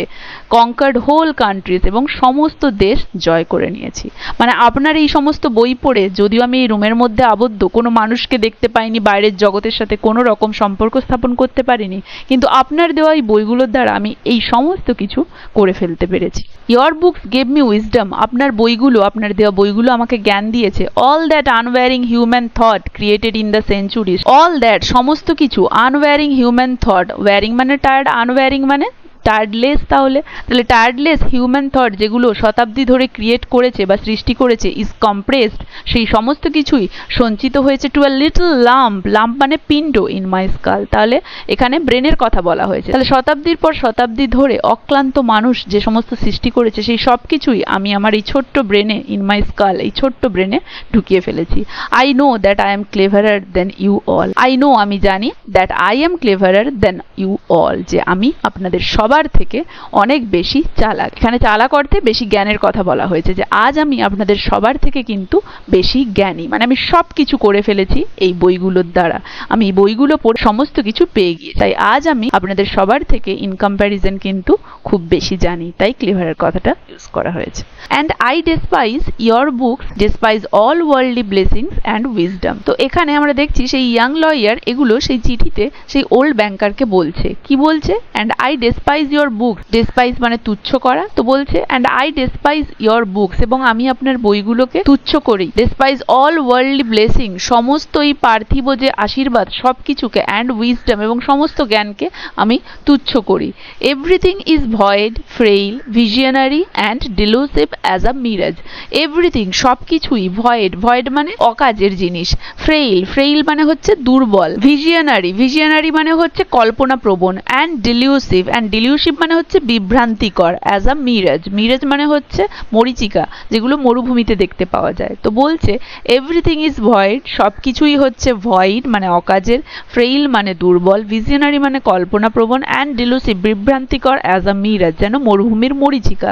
মানে এই পৃথিবীর সমস্ত আশীর্বাদ, সমস্ত জ্ঞান, এই বই সব কিছুকে আমি তুচ্ছ করি, কারণ এগুলো সব কিছুই যেন মরিচিকার মতো। Though you be proud and wise and beautiful, though you be proud, যদিও আপনি গর্বিত, জ্ঞানী এবং সুন্দর, yet will death wipe you from the face of the earth like the mice underground, তবুও বা তথাপি মৃত্যু আপনাকে এই পৃথিবী থেকে মুছে দেবে যেমন করে মাইস আন্ডারগ্রাউন্ড, মানে মাটির নিচে ইঁদুর যেমন অনেক কাজে লাগে, মাটি খুঁড়ে সে মাটিকে উর্বর করে, তবুও তাকে একসময় মৃত্যুবরণ করতে হয়। তো আপনি যত কাজেই লাগুন না কেন, আপনি যত গর্বিতই হন, যত জ্ঞানী হন, যত সুন্দরী হন না কেন, মৃত্যু কিন্তু এই পৃথিবী থেকে আপনাকে মুছে দেবেই। অ্যান্ড ইয়োর পস্টেরিটি, ইয়োর হিস্ট্রি, পস্টেরিটি মানে উত্তরসূরি, বংশধর, আর আপনার উত্তরসূরি, ইয়োর হিস্ট্রি আপনার অতীত, and the immortality of your men of genius will be as frozen slag burn down together with the terrestrial globe. তো বলছে অ্যান্ড ইয়োর পস্টেরিটি আপনার উত্তরসূরি, আপনার অতীত, অ্যান্ড দ্য ইমর্টালিটি, ইমর্টালিটি মানে অমরত্ব, and the immortality of your man of genius, man of genius বলতে এখানে ব্যতিক্রমী প্রতিভার কথা বলা হয়েছে, মানে আপনার যে প্রতিভা সেটা যতই অমর হোক না কেন সবকিছু will be frozen slug. Slug মানে হচ্ছে আকর থেকে ধাতুকে আলাদা করে নিলে যে অবশিষ্ট অংশ পড়ে থাকে সেটা হচ্ছে স্ল্যাগ, যেটা কিনা বর্জ্য হিসেবে বলা হয়, আর ফ্রোজেন মানে হচ্ছে হিমায়িত। তাহলে বলছে আপনার মধ্যে যতই ব্যতিক্রমী প্রতিভা থাকুক সবকিছুই কিন্তু will be frozen slag, burn down সবকিছু পুড়ে যাবে, together with the terrestrial globe এই পার্থিব জগতে, এই স্থলজ জগতে। তো বলছে আপনি যতই গর্বিত হন, জ্ঞানী হন, সুন্দর হন, তবুও মৃত্যু কিন্তু এই পৃথিবী থেকে আপনাকে মুছে দেবে, এবং আপনার উত্তরসূরি, আপনার অতীত, আপনার প্রতিভা যেগুলো অমর আপনি ভেবেছিলেন সবকিছুই কিন্তু একদিন একদিন ফ্রোজেন স্ল্যাগ হয়ে যাবে বা পুড়িয়ে ফেলা হবে এই স্থলজ জগতে। You are mad and gone the wrong way, আপনি পাগল এবং আপনি ভুল রাস্তায় যাচ্ছেন। You take falsehood for truth and ugliness for beauty, আপনি ফলসহুড মিথ্যাকে ধরেছেন ফর ট্রুথ সত্যি হিসেবে, অ্যান্ড টেক আগলিনেস এবং আগলিনেস মানে কুৎসিত, এবং কুৎসিতকে আপনি ভেবেছেন সৌন্দর্য। তাহলে আপনি যেটা মিথ্যা সেটাকে সত্যি নিয়েছেন এবং যেটা খারাপ বা কুৎসিত সেটাকে সুন্দর ভেবে নিয়েছেন। ইউ উড মার্ভেল, আপনি আশ্চর্যিত হবেন, ইফ সাডেনলি যদি হঠাৎ করে Apple and orange trees should beer frogs and Lizaad, আপনি অবাক হবেন যদি হঠাৎ করে আপেল এবং অরেঞ্জ গাছে আপেল এবং অরেঞ্জ না ধরে ফ্রগ এবং লিজার্ড ধরে ইনস্টেড অফ ফ্রুটস, ফল না ধরে। And if roses should begin to breathe the odour of a sweating horse, এবং যদি গোলাপের থেকে সুঘ্রাণ না বেরিয়ে সোয়েটিং হর্স, সোয়েটিং মানে ঘাম, হর্স মানে জানো, সোয়েটিং হর্স, সোয়েটিং মানে ঘাম, হর্স মানে তো জানো, তাহলে এখানে বলা হয়েছে যদি রোজের থেকে সুগন্ধ না বেরিয়ে দুর্গন্ধ বেরোয় তাহলে আপনি অবাক হবেন। So do I marvel at you, অতএব আমিও আপনাকে দেখে সেই পরিমাণই অবাক হচ্ছি। Who have bartered heaven for earth, যে কিনা বার্টার্ড, বার্টার্ড মানে হচ্ছে বিনিময় করা, সেরকম আমিও আপনাকে দেখে অবাক হচ্ছি। হু হ্যাভ বার্টার্ড, যে বিনিময় করেছে হেভেন স্বর্গকে ফর আর্থ পৃথিবীর জন্য, তো আপনি তো আমাকে স্বর্গ দিয়ে দিয়েছেন এই পার্থিব জগতের বিনিময়ে। I do not want to understand you, আমি আপনাকে বুঝতে চাই না। মানে এখানে সেই ইয়াং লয়ার তার চিঠির মাধ্যমে সমস্ত কিছু বলছে সেই ওল্ড ব্যাংকারকে, মানে সে বই পড়ে এতদিন পর্যন্ত সমস্ত বই পড়ে সে যা যা কিছু পেয়েছে সেগুলো সে এইভাবে ভাষায় তাকে ব্যক্ত করছে যে আমি যা যা পেয়েছি সেগুলো তো সেই পরিমাণ হেভেন যার বিনিময় আপনি করেছিলেন এই আর্তের বদলে। মানে আপনি তো সব কিছুই আজ পর্যন্ত সব কিছুই মিথ্যের মধ্যে রয়েছেন, এটাই সে বোঝাতে চেয়েছে। I do not want to understand you, অতএব আমি আপনাকে বুঝতে চাই না। That I may show you indeed my contempt for that by which you live, তো কি বলছে that I may show you, যাতে করে আমি আপনাকে দেখাতে পারি ইনডিড প্রকৃতপক্ষেই মাই কন্টেম্পট আমার অবজ্ঞা, মানে আমি যে তুচ্ছ করছি কোনো কিছু সেইটা, ফর দ্যাট সেই সমস্ত কিছু, বাই হুইচ ইউ লিভ যার দ্বারা আপনি জীবনযাপন করেন। তাহলে বলতে চাইছে আমি আপনাকে বুঝতে চাই না কারণ আমি আপনাকে দেখাতে চাইছি প্রকৃতপক্ষে আমার অবজ্ঞা সেই জিনিসটার জন্য যার দ্বারা আপনি জীবনযাপন করেন। তাহলে সেই জিনিসটা কি, মানে আপনি যা যা কিছু এই জীবনযাপনের মাধ্যম, যা যা কিছু এই জীবনযাপনের জন্য সুখ বলে মনে করেন, আমি সব কিছুকে তুচ্ছ করছি, অবজ্ঞা করছি, সেটাই আমি আপনাকে দেখাতে চাইছি। I wave the 2 millions of which I once dreamed as of paradise, I wave, wave মানে হচ্ছে স্বেচ্ছায় কোনো কিছু ত্যাগ করে দেওয়া, তাহলে আমি স্বেচ্ছায় ছেড়ে দিচ্ছি ওই 2 million, of which I once dreamed যেটা সম্পর্কে আমি একবার স্বপ্ন দেখতাম, অ্যাজ অফ প্যারাডাইস স্বর্গ ভাবতাম ওটাকে আমি এক সময়, অ্যান্ড হুইচ আই নাও ডেসপাইজ যেটাকে আমি এখন অবজ্ঞা করি, তুচ্ছ করে দেখি। That I May deprive myself of my right to them, that I May deprive যে আমি বঞ্চিত করি মাইসেলফ নিজেকে, অফ মাই রাইট নিজের অধিকার থেকে, টু দেম সেগুলোর প্রতি। তাহলে আমি স্বেচ্ছায় সেই অধিকার থেকে নিজেকে বঞ্চিত করলাম, সেই টাকা পাওয়ার অধিকার থেকে, মানে আমি ছেড়ে দিলাম সেই সমস্ত টাকা। I shall come out from here 5 minutes before the stipulated term and thus shall violate the agreement, তো বলেছে আই শ্যাল কাম আউট আমি বেরিয়ে যাব, ফ্রম হেয়ার এখান থেকে, 5 minutes বিফোর 5 মিনিট আগে, দ্য স্টিপুলেটেড টার্ম, স্টিপুলেটেড মানে নির্ধারিত, সেই নির্ধারিত যে টার্ম ছিল, কন্ডিশন ছিল তার 5 মিনিট আগে বেরিয়ে যাব। দাস অতএব শ্যাল ভায়োলেট দ্য এগ্রিমেন্ট, এবং এভাবেই আমি সেই এগ্রিমেন্টটাকে ভায়োলেট করব, লঙ্ঘন করব। মানে ওই এগ্রিমেন্টে তো উল্লেখ ছিল যে 2 মিনিট আগেও যদি পালিয়ে যায়, যদি না ওই চুক্তি সম্পন্ন করে তাহলে টাকা পাবে না, তাই বলছে আমি 5 মিনিট আগেই ওই চুক্তিপত্র লঙ্ঘন করে আমি 5 মিনিট আগেই, নির্ধারিত সময়ের 5 মিনিট আগেই এখান থেকে চলে যাব, তাহলে আর আপনাকে আমাকে সেই টাকাটা দিতে হবে না, এবং আমি সেই টাকাটা স্বেচ্ছায় ত্যাগ করলাম। এই সমস্ত কিছুই কিন্তু সেই ইয়াং লয়ার ওল্ড ব্যাংকারকে ওই চিঠিতে লিখে জানাচ্ছে, যেই চিঠিটা এখন ওল্ড ব্যাংকার পড়ছে। When he had read, যখন তার পড়া শেষ হলো, the banker put the sheet on the table, সে ওই কাগজটা আবার টেবিলে রেখে দিল। Kiss the head of the strange man, সেই স্ট্রেঞ্জ ম্যান, স্ট্রেঞ্জ কেন বলা হয়েছে কারণ যখন তাকে সেই রুমে আবদ্ধ করেছিল 15 বছর আগে সে দেখতে একরকম ছিল, আজ তার শরীরের অবস্থা দেখে তাকে তো চেনাই যাচ্ছে না যেন যে এই সেই ব্যক্তি, তার শরীর এই অবস্থা হয়েছে, তাই স্ট্রেঞ্জ ম্যান বলা হয়েছে। যে সে তার কপালে একটা কিস করলো অ্যান্ড বিগ্যান টু উইপ, এবং কাঁদতে শুরু করলো। He went out of the wing, তারপরে সেই রুমটা থেকে সে বেরিয়ে গেল। Never at any other time, এর আগে কখনোই নয়, even at after his terrible losses on the exchange, এমনকি শেয়ার মার্কেটে তার লসের পরেও, he had felt such contempt for himself as now, সে নিজের জন্য এতটা পরিমাণ অবজ্ঞা কখনো ফিল করেছে, মানে এর আগে সে নিজের প্রতি এতটা অবজ্ঞা কখনো ফিল করেনি, এমনকি যখন শেয়ার এক্সচেঞ্জে তার এত লসও হয়েছিল। Coming home he lay down on his bed, বাড়ি এসে সে তার বিছানায় শুয়ে পড়ল। বাট এগিটেশন, কিন্তু উত্তেজনা, অ্যান্ড টিয়ার্স, এবং চোখের কান্না বা চোখের জল, kept him a long time from sleeping, তাকে অনেকক্ষণ ধরে ঘুমোতে বাধা দিয়েছিল। দ্য নেক্সট মর্নিং, পরের দিন সকালে, the poor watchman came running to him, সেই গরিব পাহারাদার তার কাছে ছুটে এলো। অ্যান্ড টোল্ড হিম, এবং তাকে বলল, দ্যাট দে হ্যাড সিন, যে তারা দেখেছে, the man who lived in the wing, যে ওই রুমে যে মানুষটি থাকতো, ক্লাইম থ্রু দ্য উইন্ডো, জানালা দিয়ে চড়ে, ইনটু দ্য গার্ডেন, ওই বাগানে উঠে চলে গিয়েছে। He had gone to the gate and disappeared, সে গেটের কাছে গিয়েছে এবং সেখান থেকে সে অদৃশ্য হয়ে গেছে, মানে সে পালিয়ে গিয়েছে। The banker instantly went with his servants to the wing and establish the escape of his prisoner, অতএব সেই ব্যাংকার তখন তার চাকর বাকরদের সাথে সেই রুমের কাছে গেল, অ্যান্ড এস্টাবলিশ দ্য এসকেপ, এবং সেই যে প্রিজনার পালিয়ে গেছে সেটা নিশ্চিত করলো। To avoid unnecessary rumours he took the paper with the renunciation from the table and on his return locked it in his safe. তাহলে বলছে টু অ্যাভয়েড আননেসেসারি রিউমার্স, অপ্রয়োজনীয় গুজব এড়াতে, হি টুক দ্য পেপার, সে সেই কাগজটি নিয়ে নিল। কোন কাগজটি? সেই চিঠিটি, যেটি আগের দিনে সে পড়েছিল, যেটিতে উল্লেখ ছিল যে স্বেচ্ছায় ওই ইয়াং লয়ার ওই 2 মিলিয়ন ছেড়ে দিচ্ছে। উইথ দ্য রিমানসিয়েশন, রিমানসিয়েশন মানে হচ্ছে আত্মত্যাগ। আত্মত্যাগ কেন বলেছে? কারণ স্বেচ্ছায় যেহেতু ওই ইয়াং লয়ার 2 মিলিয়ন ছেড়ে দেওয়ার কথাটা ওই চিঠিতে উল্লেখ করেছে, তাই তার স্বেচ্ছায় ত্যাগ করা, তাই এটাকে আত্মত্যাগ বলছে।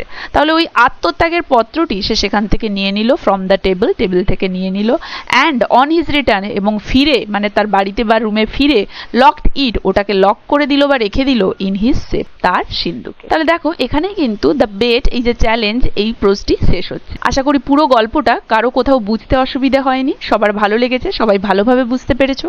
কারো কোনো জিজ্ঞাসা থাকলে অবশ্যই কমেন্ট করে জানাবে। ভিডিওগুলো ভালো লাগলে অবশ্যই লাইক আর শেয়ার করে দেবে। আর যারা যারা আমার চ্যানেলটা সাবস্ক্রাইব করনি, কাইন্ডলি আমার চ্যানেলটা সাবস্ক্রাইব করে দেবে। দেখা হচ্ছে এর পরের ভিডিওতে নতুন আরেকটা টপিক নিয়ে।